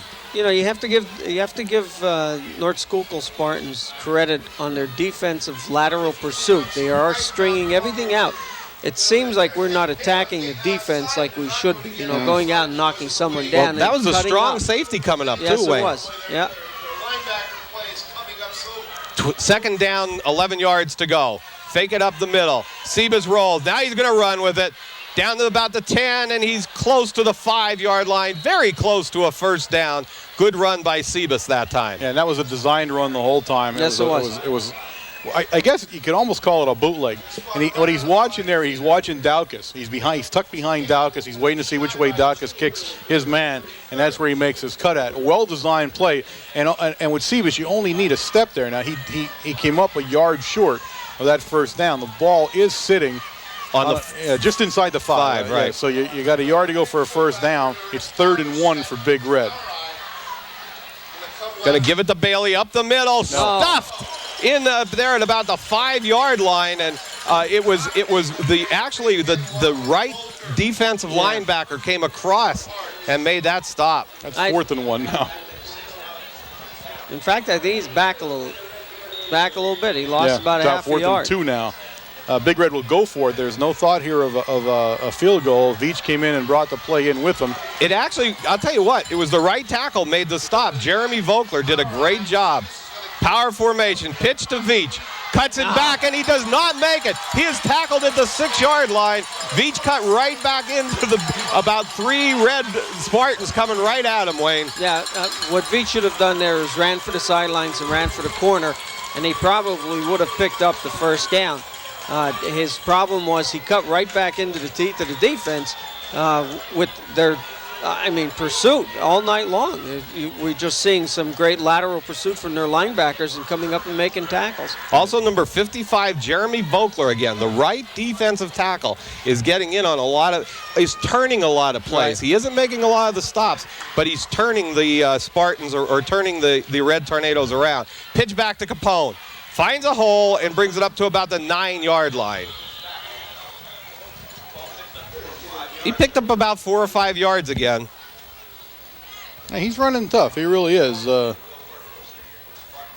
Took a pretty good hit by everybody that time. A little slower that time than he usually does, but he had about 6 guys land on him. Some of them were his own even. So, gain of about 4 yards, Warren. The key here is field position. Big Red dearly wants to make them punt out of this position and keep field position. You don't want them to break one away and get up the field a little bit. I'll tell you what. You look at Capone in the huddle. He's a little shook on that play. He's a little shook on that one. He did say, and you have to admit, he's carried the ball every time in the last 3 quarters here. So you're going to take a wearing. Greshams with split backs in the backfield. This one's going to Capone, out around the right side, finds running room, and Matt Montgomery with the saving tackle again at about the 24-yard line, but Capone putting together one heck of a running game. They're coming outside consistently now. And that time they came out to the other end, the other side. They've switched a little bit now, and that time they came out, they're all on that one, all they needed to do there was put a man on everybody, which they did, and he's just taking the cut. So it's there's not a lot of devastating blocking going on, but he's able to cut back, and his size alone is what's gaining the yards right now. And now you've let them out of the hole, which is what I just alluded to earlier, with 5:15 remaining here in the third quarter. Now they go out of the I formation. Knock is the tailback, Capone the fullback. To Knock from the tailback spot. Gain of about 1 yard. Tackled on that side by Jeff Evans, 71 Dowcas. Also 58 Mike Sinkovich. 32 Rusty Lashinsky also in there.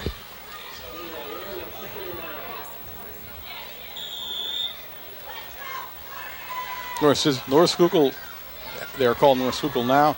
A little tidbit from Phil Gergen, of course, is this is our longest running rivalry. Is it? Yep, they were Ashland for most of their time. They were Gordon for a while. They were Brockville, I believe, for a while. But whatever their name is, they are the longest running rivalry that Mount Carmel area has on the board right now. And unfortunately for the Spartans, the winning percentages against all of those teams are well into the 800s. Yeah, they have not been extremely successful over this long period of time. We began playing them folks in the 1800s. Oh. So it was like 1893 we had our first football game with Ashland. Going to try the fullback up the middle, Capone, and he powers over for about 3 or 4 yards. Evans in on the tackle, 54, along with 35, Brian Detry. Gain of about 3 yards. Third down, 4 yards to go. 3:59 left in the third quarter. I'll tell you, Capone is getting some excellent blocking from his linemen tonight. Whether he goes to the outside with the guard kicking the end out and the halfback kicking the end out, or going up the middle. I mean, just about every carry he's gained. He's in the positive side of yardage all the time. Yeah, he doesn't lose much yardage, that's for sure. This is Capone to the left side. Big rush from number 5, Nick Sebas. What a play by the young sophomore. Downs him on about the 21-yard line. Spartans punt from here now. Right, That's more important. That's the type of defense that we need right at this point. You need the ends to contain, and you need those corners to come flying up to make the tackle, just like Sebas did there. Big play by Sebas defensively, and again, brings up a 4th and 9 now for the Spartans. They will punt out of their own territory, the ball sitting on the 24-yard line. Number 5, Dave Howard in punt formation. Good kick. Driving kick taken by Montgomery. Looking for a place to run, and he just tries to cut back at about the 41-yard line. Trying to find a lane, and he just couldn't find one there, Warren. No, the good coverage that time by the Spartans. It was very good coverage. It was kicked, good kick for openers. Right hash mark. And that doesn't leave you much of a lane on the right-hand side of the field there to come through. And they did have good coverage on the way down. Now, Mount Carmel area takes the ball over on their 42-yard line. They need to get one of those scoreboards that tells you where the ball is, because I can go blind trying to figure this field out here. Looks like Sinkovich off the right side. Lots of running room and gets a first down. Flag on the play. And it's a late one. It's a real late one. I don't know if the hold occurred then or he just got the flag out of his pocket. That was almost called after. That penalty there, holding, was after Sinkovic was tackled. Costly penalty, and again, in a tight game, you cannot make these kind of mistakes. Back to their own 40-yard line. That's going to bring up a first down and 20 yards to go. Yes, 2:34 left in the third quarter. Sebas sets the Red Tornadoes. Split backs. Going to roll Sebas. Great play by the defensive end and finished off by number 32, which was Bob Roche. But the defensive end, number 80, Josh Mattern, made that play. Yeah, he did. He strung that out. He saw Sebas taking off with the ball and tuck it away. And as soon as he tucked it away, he knew exactly what he had to do, and he had to contain him to the inside. Sebas tried to kick it to the outside, and he did get help off of number 32 to come in and make the tackle. No gain. 2nd and 20 now again for Big Red.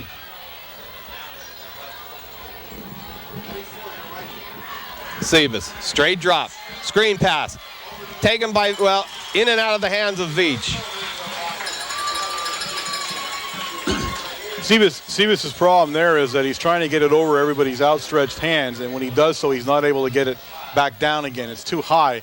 Now, that time he got Veach up in the air and he got him turned around a little bit, and that was the end of the play for Mount Carmel area. But he needs to get the ball down a little bit lower, and that screen pass is going to gain some yardage. It looks like North Schuylkill knew exactly what was being called. It was well defensed that time, too. They only had 2 men rushing Sebas, and everybody else stayed back with the receiver. Yeah, a well-defensed play that time by the Spartans.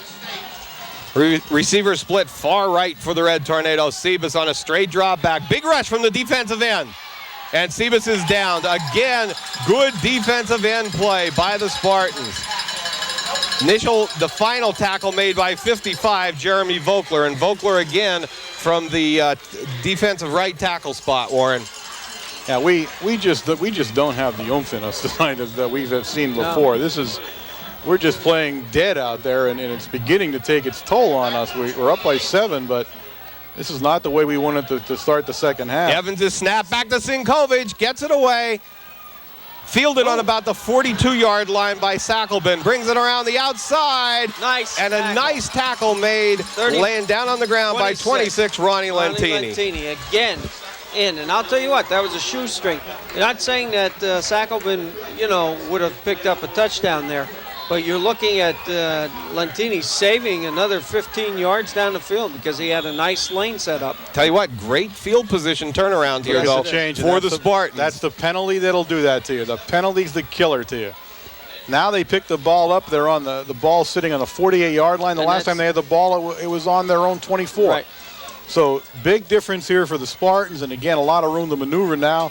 And Big Red is in a dogfight here with a minute 29 remaining in the third period. That's the yard line where Sinkovic was knocked out on that run on the 48. Capone goes in motion to the left side. They're going to throw it. Capone, he's out there. He's got it. Good coverage by, nope, he's still on his feet and knocked out of bounds after about a 6-yard gain.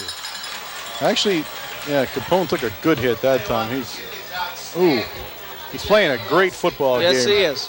But he took a real good hit. He took 2 good hits on that He's back up again, though. He doesn't quit. Now, that time they fooled us. They put him in motion. He came out into the pass pattern, and we weren't able to cover him right away. And, that play, that type of play has hurt us all season long. Yeah. Somebody that's in motion out of the backfield is left unguarded out in the flats. We just can't seem to get the emotion here that we need to get into this football game. We're just flat tonight, and it's not a good thing against a team like this. Gresham with split backs in the backfield. Going to pitch back to 5 Howard, taking it outside. Cuff reads it that time along with Detry. Good job by Chris Cuff. Somebody left him go that time. He was wide open. Well, you've seen a shift here a little bit now. You've seen the way this has been changed. They're not able to come outside any longer. Now that's both sides. They're trying to go outside running-wise, and that's now sealed off to them. So now they're going to have to start pounding back inside if they're going to pick up some yardage. That is just an adjustment made somewhere on the defense. They're either bringing the cornerbacks up much quicker or whatever, but a big difference in how they attack the end now. Howard and Capone now in the backfield instead of knock back there with Capone. 3rd down, 7 yards to go. Gresham back to pass, looks over the middle, has a receiver breaking.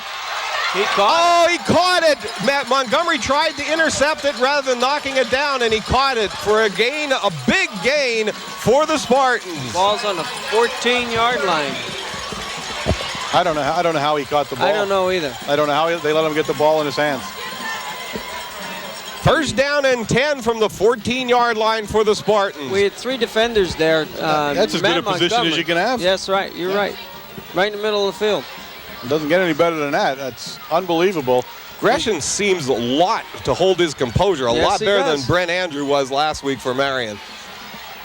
This team will definitely give Marion a tussle, Warren. Oh, yeah. You give everybody a tussle. Gresham pitches back to Capone, going outside. He's got the guard out there, and he's still on his feet after about a 5-yard gain. And Capone has some speed. Yeah. Surprising speed going outside for that number 42 from the Spartans, the junior. He is only a junior. And you know, if you take a look at the play that they just ran, all that is a quick pitch. Yeah. Capone is already in motion. There's nobody that's kicking out on the ends. The ends are getting tied up somehow on the interior of the line. One second in the gets it 3rd around. quarter. To be the final play of the 3rd quarter, they'll have to change the entire end of the field if they don't go in.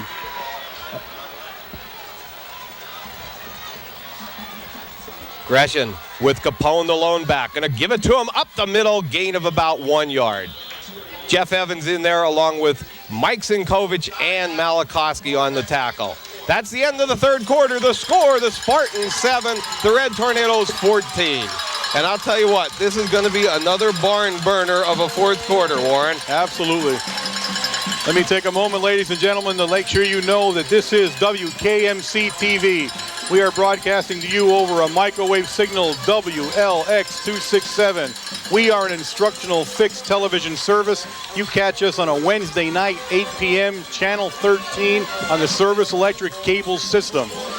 And you can also catch us, remember folks, we are live at 7:30 in the morning on channel 13. You can catch our broadcast coming out at 7:30 live from Mount Carmel area. So if you want to get the morning news and see what's going on at Big Red Territory early, that's the place to be.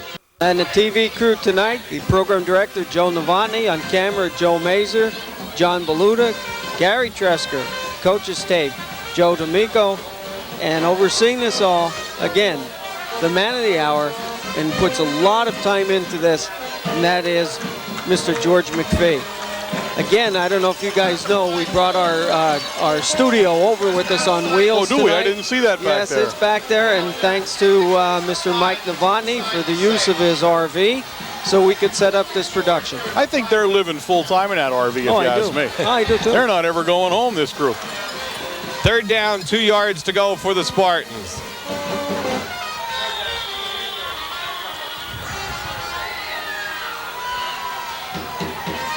Capone, the lone back. Gresham's going to go to Capone. No, he's taking it himself. Quarterback keeper close to a touchdown. It'll be down on the 1 yard line. But what a great call. Probably a call Stan Dick should have made last week. That's right. Yep. You're right. That was an excellent call. You're looking for the ball to go to Capone on a straight dive. And what happens, you fake it and you keep the quarterback, and he picks up the 1st down all the way down to about the 1 yard line. Number 11, Josh Sackelman back into the game.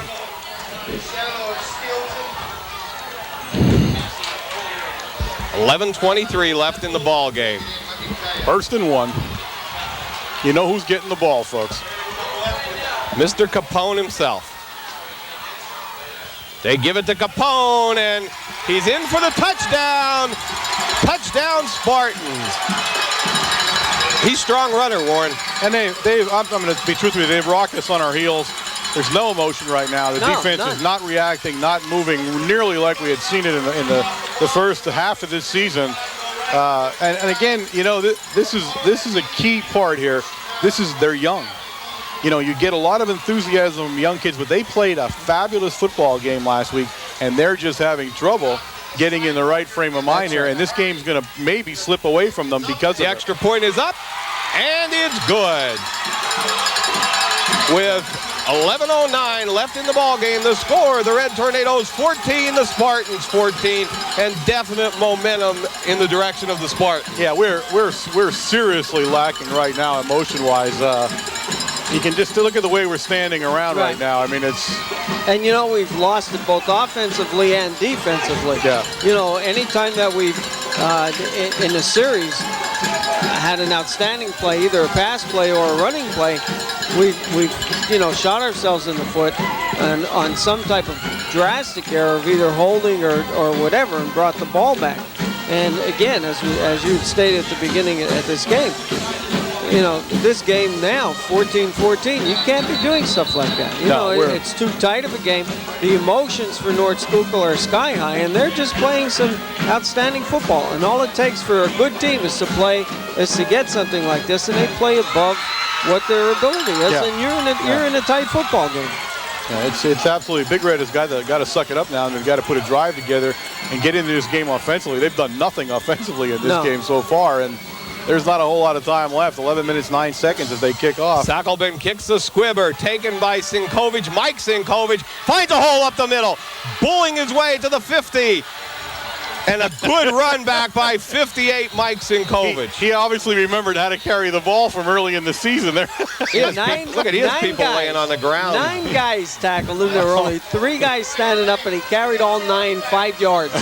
If you want a little bit of emotion, he just gave it to you there, though. That's right. We're griping about emotion, and he just carried an entire football team on his back for a couple of yards. That looked like one of those, what are they, strongest man competitions, right, or whatever they are?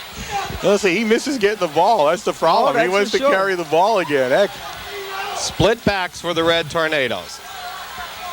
Going to go to Sinkovich. Steven up the middle. Big hole, and takes it down to about the 28-yard line. Wow, what a hole off the left side.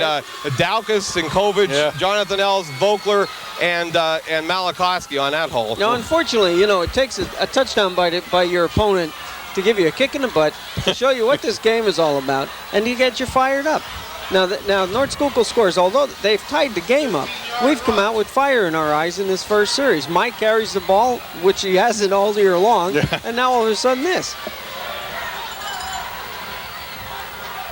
Veach goes in motion, tries Sinkovich up the middle again, and that time a big play by 55, Jeremy Vogler. I mean, there's Vogler, and look who else is getting up, number 50, Mogash. What more can you say about two guys on a defense? Those two for North Schuylkill are playing just an outstanding football game, both offensively, Warren, and defense. Oh, absolutely. I mean, Mogash, you're not going to be able to talk enough about this kid tonight. Him and Capone are truly, and Grant Gresson's having a good football game at quarterback. Sebas on the option, keeps the ball. Very little blocking for him out there. Great play by number 42, Gino Capone. I'll tell you why. You look at Sebas running that ball, and you know what? He's so fast that you cannot get a good target on him to tackle him. There were 4 guys out there, and you would expect somebody would make a good hit, a good tackle on him, but his speed carried him right through all of the tackles. You know, like he could have slipped through even for 5 more. Big call now for Big Red. It's 3rd and 5. This is 2-down territory. They'd dearly like to get a first down and keep this drive moving. Sebas tries to Sinkovich, and I don't think he got the first down. He got down to about maybe 1 yard to go, Warren. He got real close to it, but he's not going to pick it up. Again, you have to go back to the 3rd quarter. It's farther than 1 yard. It's a good yard and a half, 2 yards, Wayne. You're knocking on the door down here with 4th in the yard, or 3rd in the yard, I guess, and then we ended up 4th and 2. This is a big, big momentum play for both of these teams. Sebas, quarterback sneak. He takes it outside, and he's still on his feet. Can he make it around the corner? No, he cannot. That one didn't go up the middle, and it wasn't going to go up the middle. They just had everybody clogged in there, Warren. Yep, that was probably not the time to go in the middle.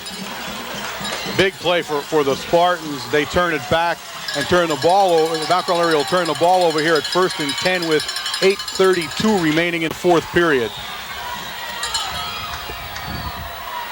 a big defensive play. What a great defensive play by the Spartans. They hung with them and they didn't let That might go down as one of the oddest quarterback sneaks you're ever going to see. Well, it went from a quarterback sweep to a naked boot there around the end. It's not something you see very often on a quarterback. Gratian's going to try Capone and gains about maybe 1 yard. Flag. Good He's gonna tackle call a by flag. 35. And that wasn't even, I'll tell you what, standing right here, looking at it, because it's right in front of us. What did he call? He called a face mask. Oh, okay. And there was no way there was no face mask on that one. Oh, wow. Have you figured out what the ambulance is doing? Is that one of our players? I don't know. I don't think. Okay. First down, Spartans from the 41-yard line. I ain't seen him. No, they're going into the stands there. Are they really? Yeah. Ball sits now at the 41-yard line for North Schuylkill, and a big penalty for Big Red again, and penalties have been the story right now for Big Red. Gratians tries to Capone, going to bring it outside, cuts it back. Good cut back that time. They had Daukus gone, pushed him all the way out to the sideline, and he just found a hole to cut back into. They're doing some excellent line blocking, especially from between the tackle and the end. They're kicking the end out. They're coming down on the tackle, and they have that lead halfback who's putting an excellent block on the linebackers. Second down, 3 yards to go, 7:26 left in the ball game.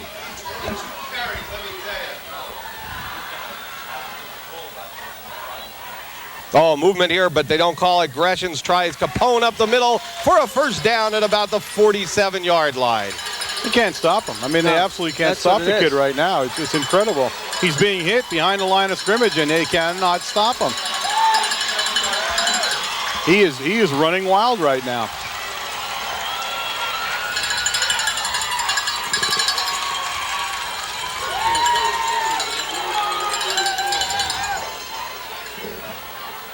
First down, 10 yards to go for the Spartans. Gratians going to come to Capone on the outside, finds running room for about 3 yards this time, goes out of bounds after about a 3-yard gain at the 43-yard line. Steve Sinkovich and Daukus made good hit there. They did block up the hole, and we had some good lateral pursuit. 41, Mickey Moreau's into the game for 71, Danny Daukus.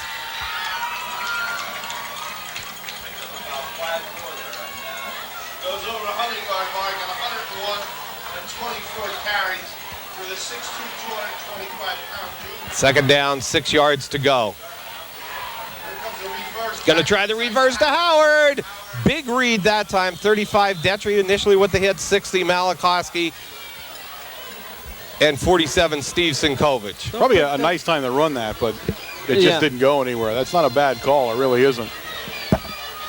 And what's great about any of these plays, just like the quarterback keeper down here is, now you got a halfback fullback that's running all over creation here. Mm-hmm. And of course the defense is going to key on him. So any type of option that you have coming off any play like that is going to work. Third down, 3 yards to go, 6 minutes left in the ball game. Pitches to Capone, trying to go around the outside. Good play by Detry. And then, was he still on his feet, or was that the ball? That was the ball rolling as a fumble. Yep, so it was. It got out of bounds, and they were spotted at it's going to be a loss of about almost a yard that time, but North Schuylkill dodged the bullet that time. Yeah. Absolutely dodged the bullet. Now you're looking at that ball being kicked from at least the hash mark. That ball was rolling around out there. There's some discussion taking place on the sideline right now also. Actually, it's coming further back than I thought. More than 2-yard loss now, and that's bringing up a 3rd down, and now you're talking. Should be 4th. Hold on. No. Well, we got it. We got a penalty. Okay. On top of it, I guess. You know, the Yeah. ball did go out there, but I guess. You're right. It's being added on to the whole operation here now. So I didn't see the flag at all. I never saw that one go neither down. did I. Well, chop block below the. Is that what he waist. called? Yeah. That's a big one, too. illegal chop block.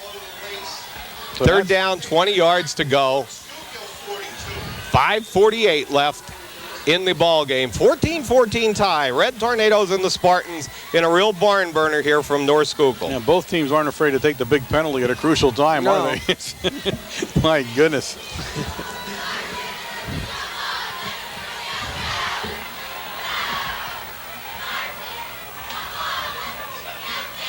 Gresham on the straight drop back. Howard coming out of the backfield.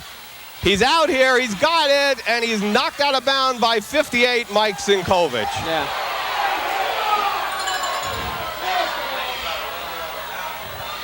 Tell you what, that quarterback has a nice touch on the ball. You look at a receiver running away from you on the flat like that. I don't put think that right over his shoulder. Defensive tackle covering the receiver coming out, though. I think Mike just picked that one up on his own. I think he did too. He did a great job. Yes, he did. Great job. Spartans will punt with a 4th and 17 now. 5:39 remaining in the football game. Dave Howard in punt formation, gets it away in the direction of Montgomery, calls for a fair catch at the 19-yard line. 1st down and 10, Red Tornadoes, 5:33 left on the clock. And we haven't seen our first overtime, but we possibly could. We're certainly aiming for it right now, aren't we? No more ties in high school football, Wayne. What is that? We go back to the 10-yard line? Is that the 10-yard line? You get 4 plays to put it in. Yes. That's it. Not a game that Big Red's going to want to look back on and smile about much. They did not have themselves their best football game of the season tonight. And unfortunately, 4:54 on the clock, and Josh Paracella into the game for the Red Tornadoes. Also, number 80, Chris Cuff.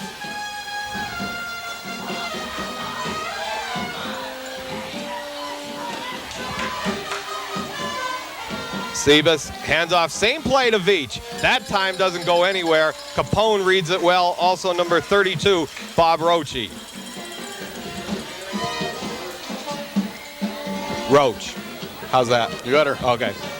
2nd down, 10 yards to go. 4:20 left on the clock.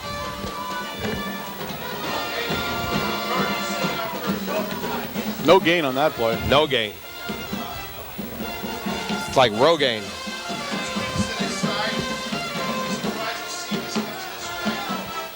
They try Sinkovich off the left side, does a spin move and gains 8 yards on his own. Great job that time by Steve Sinkovich. And Steve Sinkovich right now is Mount Carmel area's offense. He's the whole offense of the game. He's running really hard. I mean, we're talking about lack of emotion, but it doesn't apply in his case. He's having himself a whale of a football game. This is a big 3rd and 3, folks. They'd dearly like to get this first down. You're right. They need this one. Big 3rd and 3 call. 3:33 left on the clock. Tries it to Veach. Finds running room, but he's close and not close enough. He's going to be about 6 inches short of a first down. You're right. Mogash, I'll tell you what, he just came straight across the line, right across on the 40-yard line and hit Veach, and did not let his forward momentum carry him over the first down marker. Big call here, and Big Red's, I believe Big Red's going to go for it. It's 4th and 1, folks. There's 3:05 in the ball game, and similar situation to last week. Right. And you're seeing a gamble going here. We have not shown that we can pick a yard up much today. Oh boy, we don't know what that was, and that was a busted play. Yes, it was. That is just going to turn this ball game right around. And what was it? That was supposed to be a handoff to Sinkovich. And what happened was he missed the handoff. And the ball hit the hip, flew up in the air, and that's when the ball went in the back. Yeah. That was as ugly as you could make a call right there. That's 2 short yardage plays. They couldn't be any uglier if they tried. Right. Yeah. I mean, jeevers, Christmas. Timeout called by the Spartans. 2:44 left on the clock, and they're driving, and actually all they need is a field goal.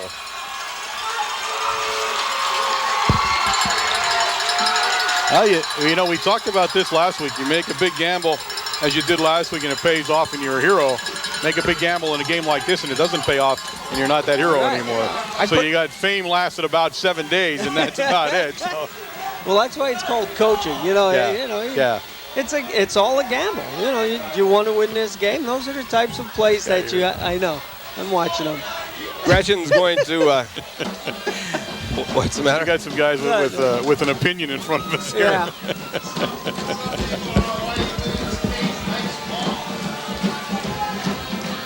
Hey, this is the kind of thing where you make the call and you live with it. That's the way it's going to be now.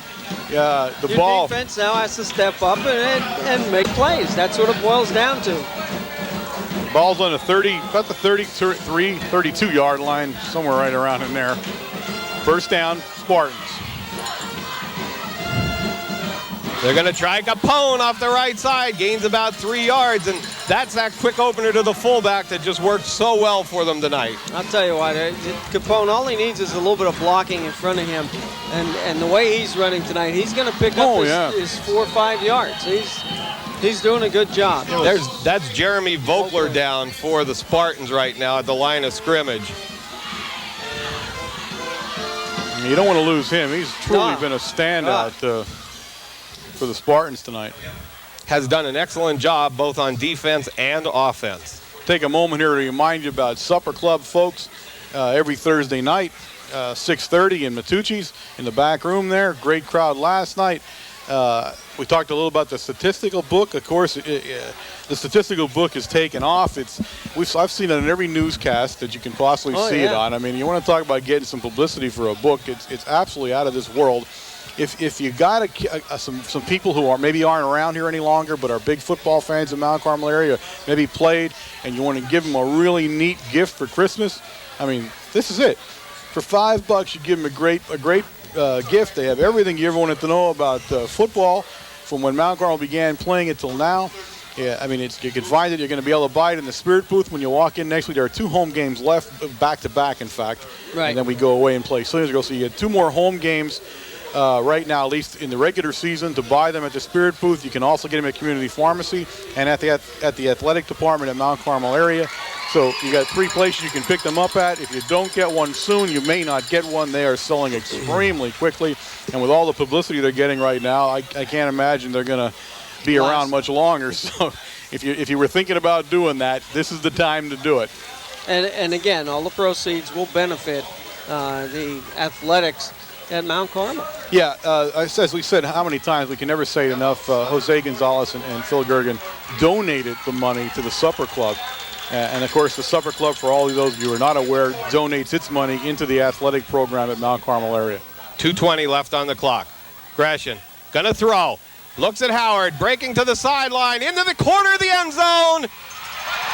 And he made the catch at the 4-yard line. He's falling out on the 4. What a great catch by number 5, Dave Howard. He said, I think Kalinowski thinks he went out of bounds on that one. Kalinowski. No, he looked like from the camera here 2 steps inbound, though. There's a flag back here. I don't know what the flag is. And it's coming back.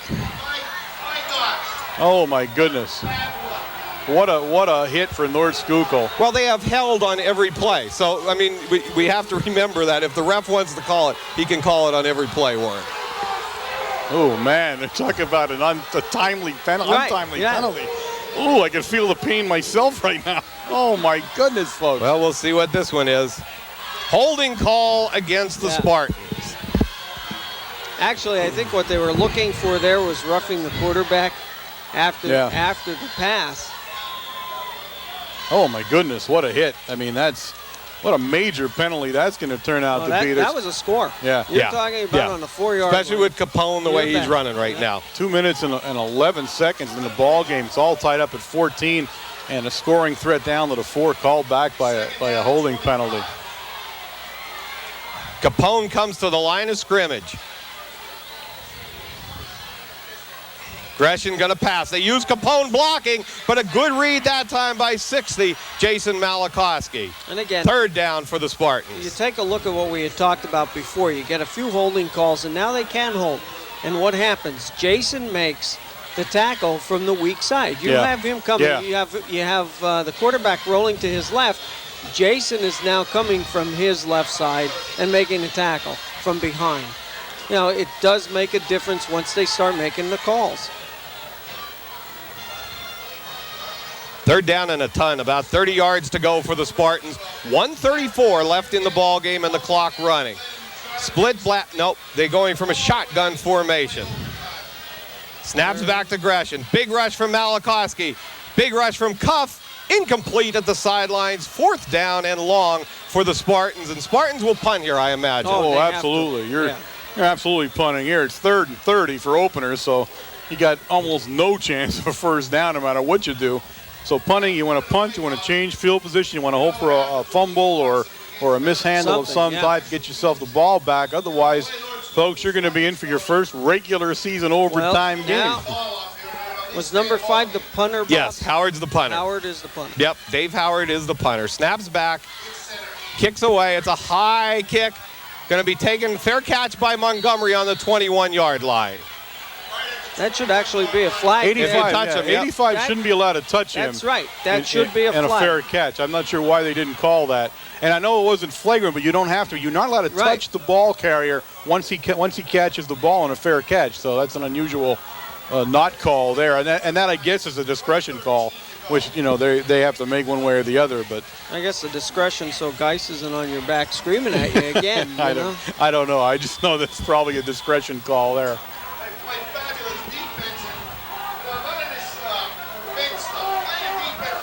1:13 left on the clock. Sebas back to pass. Looks at Montgomery. Incomplete at about the 50-yard line. 1:09 left on the clock. Sebas took a shot too, Warren. Yeah. Now that time, there's a pass play. And this is, again, you go back here a little bit to youth here.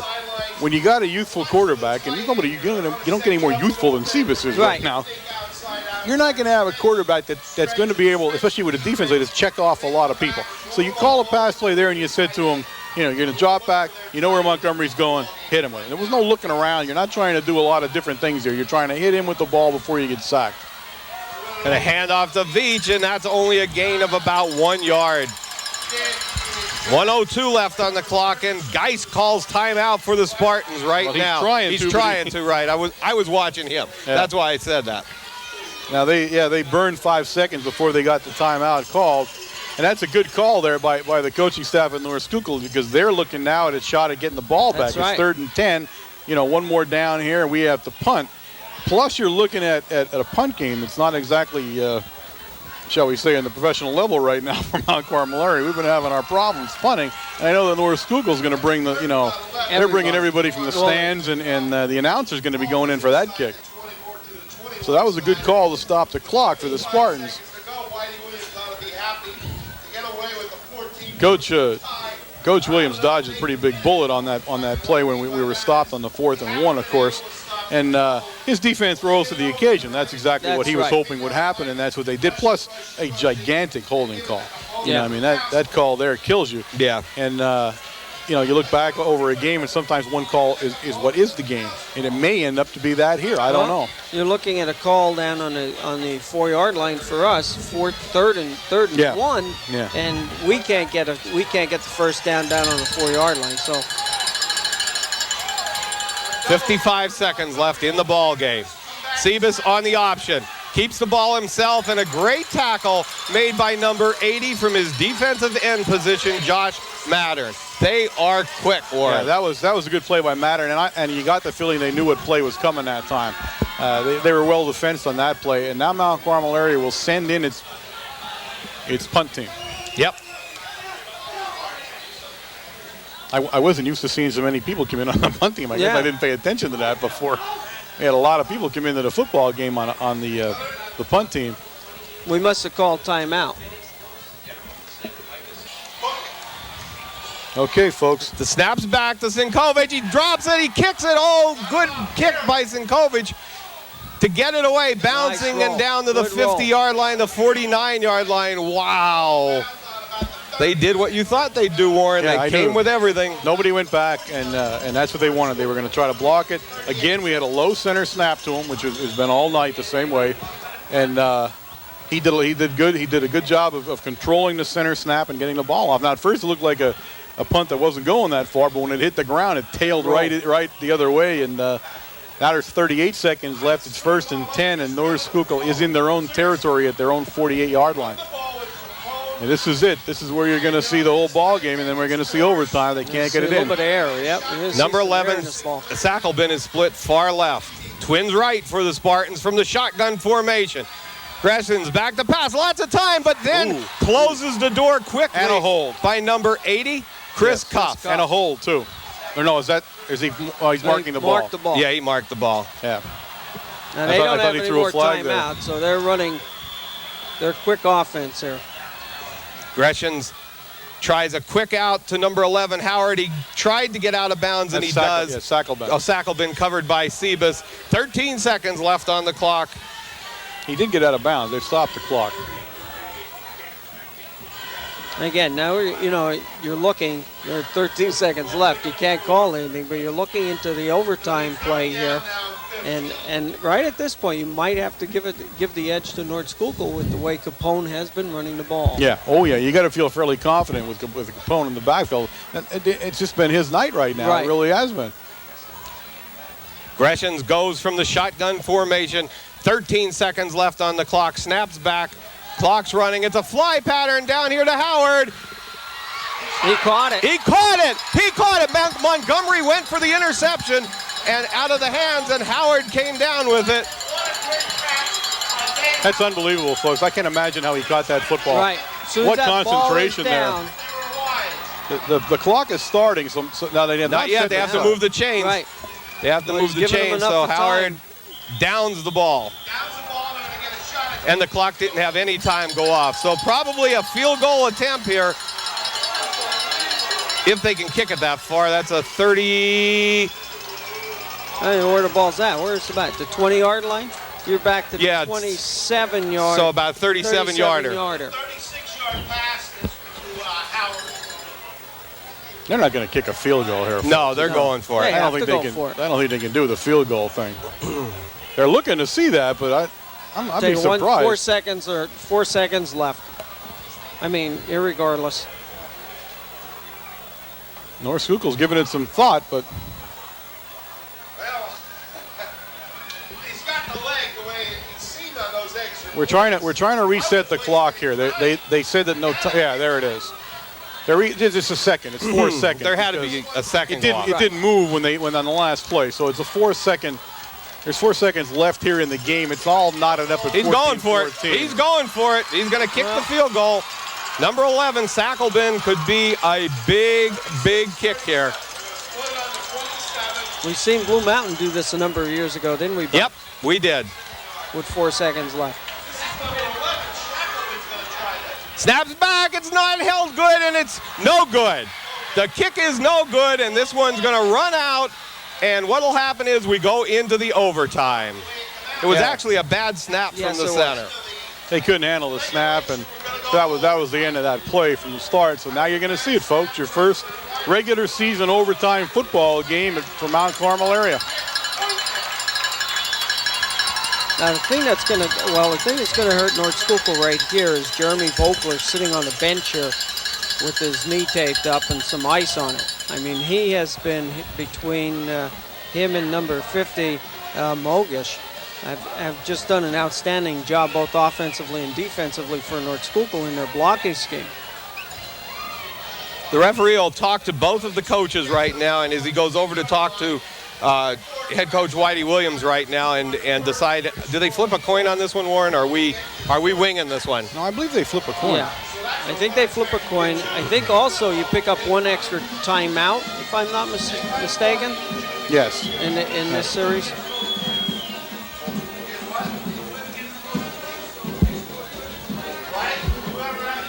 Well, you can't ask for a better finish than this, folks. That's now, can for you? sure. Overtime. We go from last week where we thought that was the ultimate in a regular season fourth quarter game, and now you go into overtime. So you're getting your money's worth out of the football games in the last couple of weeks anyway. You can't be griping about that.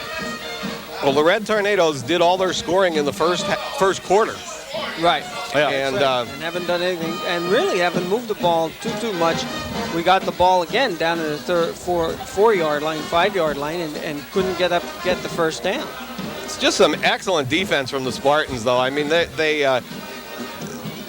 just have actually covered the end arounds. They've shown they have speed. In particular, Capone. Yeah. For how big he is, he has speed also. Well, it's be interesting to see what we do here now.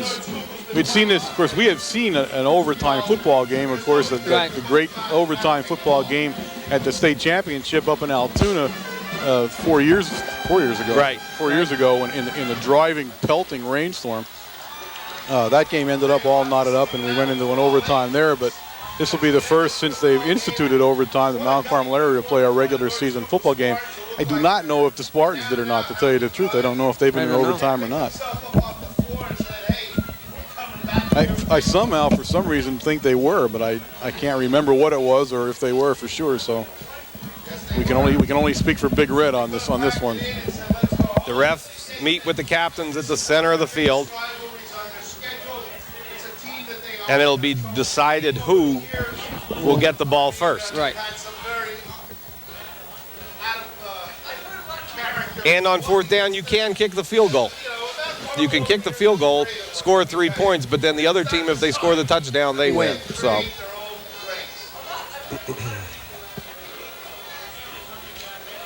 North Schuylkill looks like they have won the toss.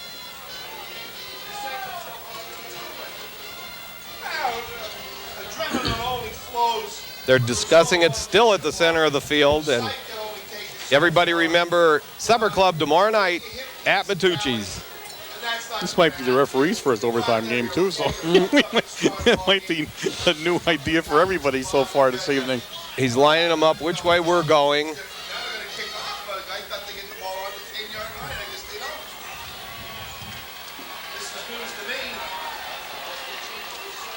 No, we get it on the 10. They're going down to the 10-yard line. We'll start on the 10, first. right.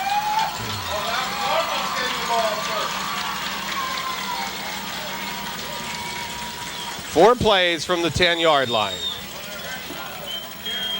Now, we remind you that there can be an unlimited amount of overtimes until somebody scores. Don't believe that the first overtime is the only one. It could be 2, 3, 4. It could be any number of overtimes until somebody puts points on the board that are unanswered and they win the football game. So this is an interesting part of high school football now. They went to this scenario a couple of years back by saying there wouldn't be any ties any longer. So and the reason they did that is that they did not want to have a disadvantage to any team. They wanted to, if it would occur during the regular season, as it would in the playoffs. Sebas sets the Red Tornadoes. Pitches back to Veach, going to take it outside. Fumbled on the play, and did it go out of bounds? Yes, it's out of bounds. It's out of bounds. Thank goodness. Wow. Well, you put the ball in a freshman's hands in the first play of overtime. Move him around the outside. I mean, want to talk about pressure and you want to talk about confidence. There it is. You're going to give it to a freshman. Go ahead and do her. And we lost the yard. Lost 2 yards. It's going to be 2nd and 12 now. 12 to go. It's 12 to go for a touchdown. There are 3 more shots to try to put in the end zone, and the ball will come the other end, and North Schuylkill will have their 4 shots at the end zone. And the Red Tornadoes call their timeout right now. And again, the whole key to this is North Schuylkill's defense is just a fast, lateral moving, swarming defense. Yeah. We have to realize that we have to get out there offensively, make good blocks, and sustain the blocks. We can't just hit and let them go. It is unbelievable how fast they are. They are. We have not seen, I'm not sure Southern got out this fast. No. Really, I do not think Southern was that fast. Especially down at this end of the field. I mean, you're 10 yards away. Yeah, we talk about coming into a game. We talk about maybe not being as emotionally high as we're supposed to be, and have our game faces on for parts of this football game. And now we enter into our first ever overtime in regular season history. So yeah, we probably picked the wrong game to try to do an overtime right now. Avellino in the ball game for the Red Tornadoes. He split far right. Pass. Looks over the middle. Touchdown, Red Tornadoes. Who did he hit? Oh, my goodness. They scored. Cuff? Yes. Cuffy. Chris Cuff, the tight end, for a touchdown. And when does Coach Williams ever throw to his tight end?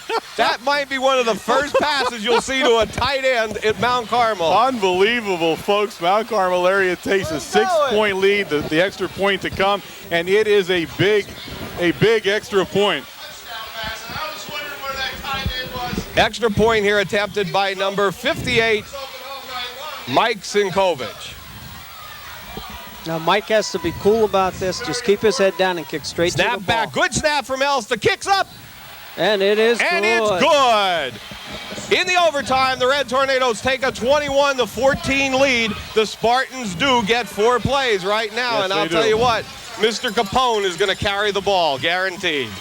Now, if in those 4 plays, ladies and gentlemen, they fumble, they lose. Right. You lose the game if you fumble the ball. And if he's now, let me ask you this: what if you he lose scores, the game because you've got a touchdown, not because you fumbled. What if he scores on the fourth play?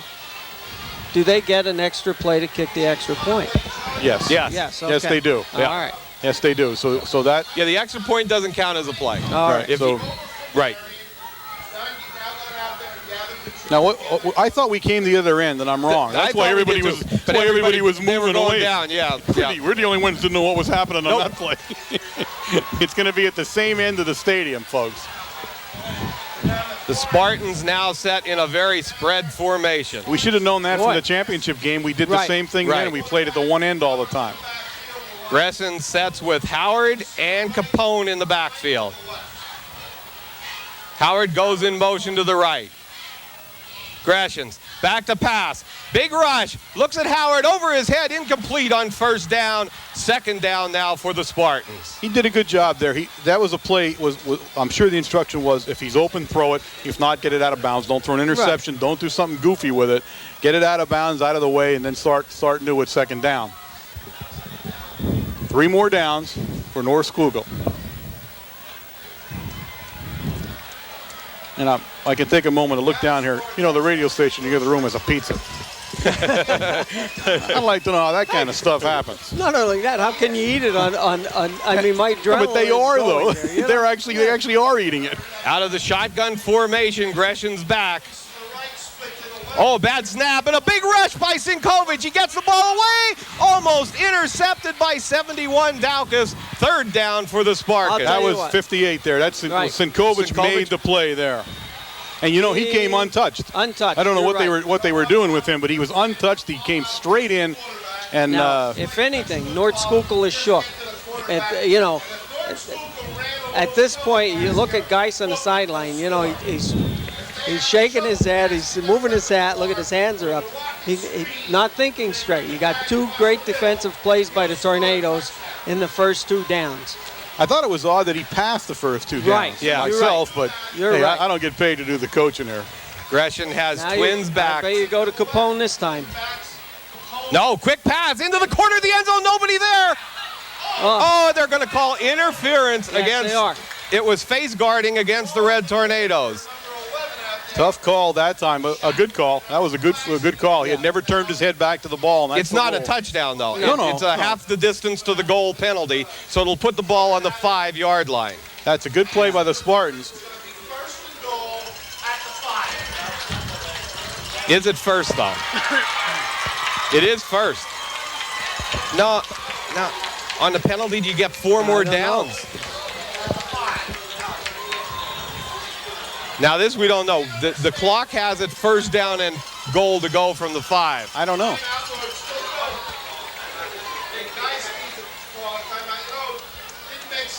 I know. His point is- Geis doesn't know. No. He doesn't know it either, to tell you the truth.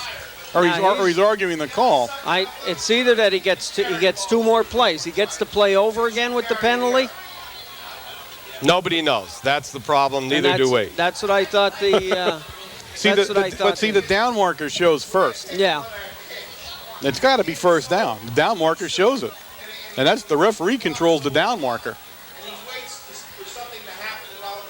I can't believe that it would be first down. Would they give them 4 downs over again? I wouldn't think so. Yeah. No, they look like they do. Now he's over. Now the referee's over talking to the down guy now. But I believe it is a first down. I really do. Well, if he leaves it at 1, that is going to be first down. I'll bet you see Capone carry the ball now, guys. I do wonder why they called timeout, though. I wasn't sure what. I don't think he was sure, and I think he really wanted to find out from the ref. It's first down and goal to go from the 5-yard line. Yeah, now you're looking at Capone carrying the ball to the left. Twins to the left now. Capone and Howard are trying to give it to Howard. Give it to Capone out around the right side. Good read by 44. Kalinowski stops him at about the 5-yard line. They put him on the 4. Just not even the 4. He gained about a half a yard. Shy of the 4-yard line. Second down and goal to go from the 4-yard line. Remember, the Red Tornadoes do have the extra point on the board. Now, Interesting if they score a touchdown. Does he go for 2 or 1? I think he goes for 1, gets into the next overtime, and see what happens. And I'll tell you what, the extra point kicker for North Schuylkill was a little shaky. Everything was been a little high. The snap wasn't good the last time. Gratians to Capone. No, he takes it himself into the end zone. A good call by the quarterback from the Spartans. He's in, and will they go for 2? The score now 21-20, Red Tornadoes. He's got to kick it. I bet you he's going for 2, but he's got to kick Capone. He's going with Capone. Oh, we've seen 2 big gambles in a football game, and I'll tell you what, this is as big a gamble as you're ever making in a football game. You got to give Coach Geis a lot of credit for making this call. He's going to go for 2 points, and this is the whole ball game now. Me, I would have kicked it and went into another overtime and saw what was going to happen. Going for 2 is a gutsy call, though. Yep, and if he makes it, he is a hero in Ashland tonight. He gets carried off on their shoulders. If he doesn't, they step on him on the way out. So it's one or the other there. And again, defense has to step up here.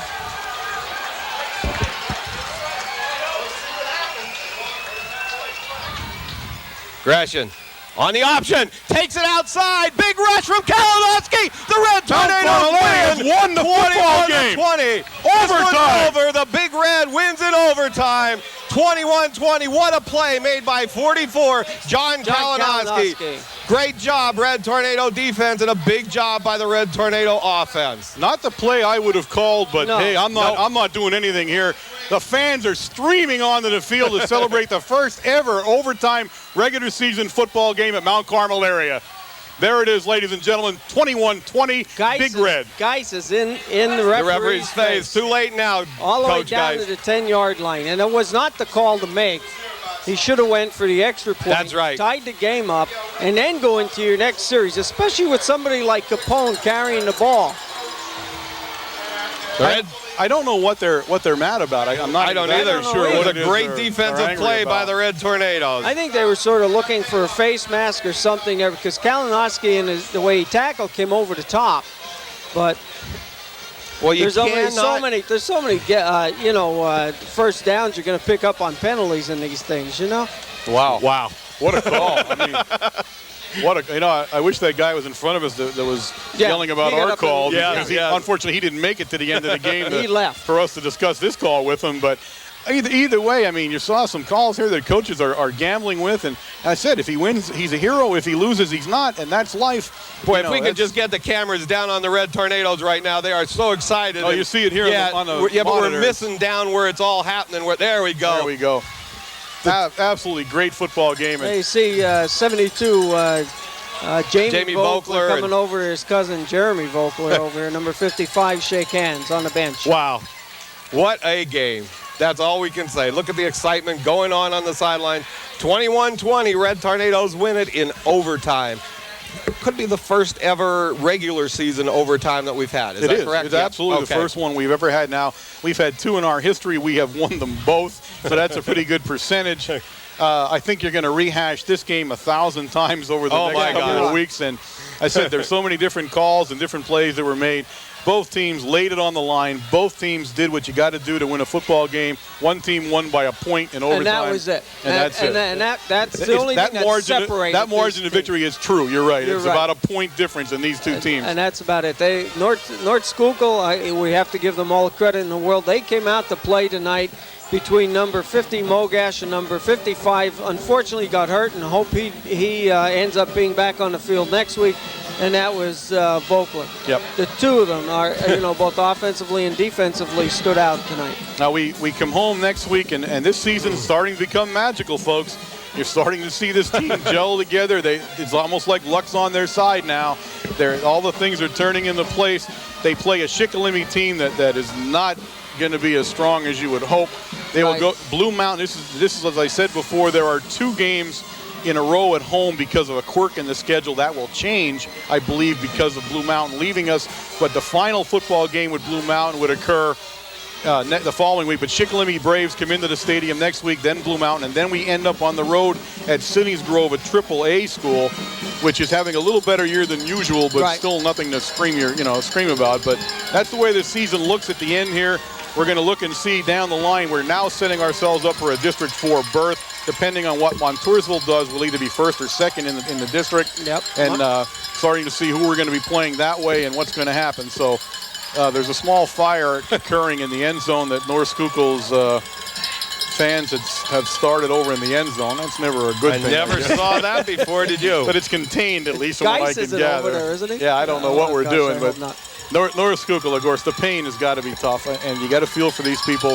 They are great fans. They follow their team. They fill the stands every time you see them. Just a tough defeat. And the good thing for North Schuylkill is, yeah, you got to get past this baby, and it's going to sting for a couple of days. But the good thing is they're still in a great position in District 11. We fully expect that the Spartans will enter the district play in District 11. Now, they have a big game, as we stated earlier, with the Marion Colts, the final game of the season. Right. And what that's going to do, I think, more than anything, is determine where each of them gets seated. Both of them, I believe, are still going to make it into District 11. And what that means is that sooner or later, if we continue this play that we're playing and we come out of the districts, we're going to go to District 2 then. But sooner or later... Who right now, the District 2 is like Lehman right now. Now, remember... a little difference from last year is that last year we took 2 home games. Right. This year we will not have home games because we're now on the bottom of the bracket. We went from the top to the bottom in a flip-flop of every other year. So, unfortunately, we don't see any home games in the district. But still, the district, other than Montoursville, for us, seems rather, I guess, average, I would say. I don't want to say bad, but, I mean, there's no real strong contender. Now, you look down and you see these 2 teams. These North Schuylkill and Marion make District 11 probably the best district out there. Unfortunately, one of them has to beat the other one to get out of the district. So you're only going to see one of them come out of that district. But something to think about as we go down the line a little bit. Both of these teams are quality programs, and they're not done their seasons yet. North Schuylkill needs to, they need to get over the pain a little bit. Once they do that, they start on Monday like we do every Monday and everybody else, and they're back playing again. So we wish them the best of luck in the rest of their season, and certainly when they get to Marion and when they get into the district, and maybe we'll see them again. Right. Well, Mount Carmel on a roll now to pick up 88 points in inter-district play here. Yes. So if they do pick up the 88 points, and Montoursville gets one loss either to Bald Eagle Nittany tonight, yeah, or Selinsgrove, they could end up with like 84 points, or they could actually end up with 96. But right now, the Red Tornadoes are on that track to be first or second, Warren. Yes, either one. That's what it's going to come down. Unless we have a major, mistake here somewhere down the line. Youth can do that to you. As I said earlier, this is a team that had a hard time, I think, getting into the football game tonight, and they just ran up against an extremely good defensive team from North, and a pretty good offensive team, actually. Yeah, very good. But again, I think you said the momentum was with North Schuylkill coming into this game. It always is. We have seen losses over here by better Tornado teams, up against this Spartan team. We simply cannot make this a rivalry. I mean, it's like not in our psyche in Mount Carmel to make this thing a rivalry, yet North Schuylkill treats it as one, and that's great. I mean, that's what you want. Yep. It just, I don't know how you can instill this in us. I mean, we get Southern, we go crazy, we get Shamokin, we go nuts. We do all those things, and we come here and it's like, well, it's Panther Valley. I'm not saying the quality, but it's just another team. It's another game. Another game, though. So you're right. We have a little harder time understanding how that works. But if we don't catch on, we're going to get our butts kicked. We already got them kicked, and we're going to see that happen again sooner or later here if we don't get ourselves up for the game. So, all in all, a great football game. I mean, fan-wise, these two games are incredible. As good as you can say. So that's pretty much all we can say about this thing, and just look forward to Schuylkill and hope it's as good. Well, next week, back to the Silver Bowl. We're home for 2 weeks in a row, and a lot of action there from these young kids from the TV crew. We'll have our big camper back at home, and you have which to come, they're living in. You have to come early, Warren, and visit us. I was in there. the camper. Okay. I was actually in there. I was very impressed. The coffee, the whole works. It's very nice. In fact, I was jealous. That's it from Spartan Stadium. The final score, the Red Tornadoes 21-20 in overtime over North Schuylkill Spartans. I'm Bob Else. I am Warren Altamar. Wayne Brokenshire. See you all next week.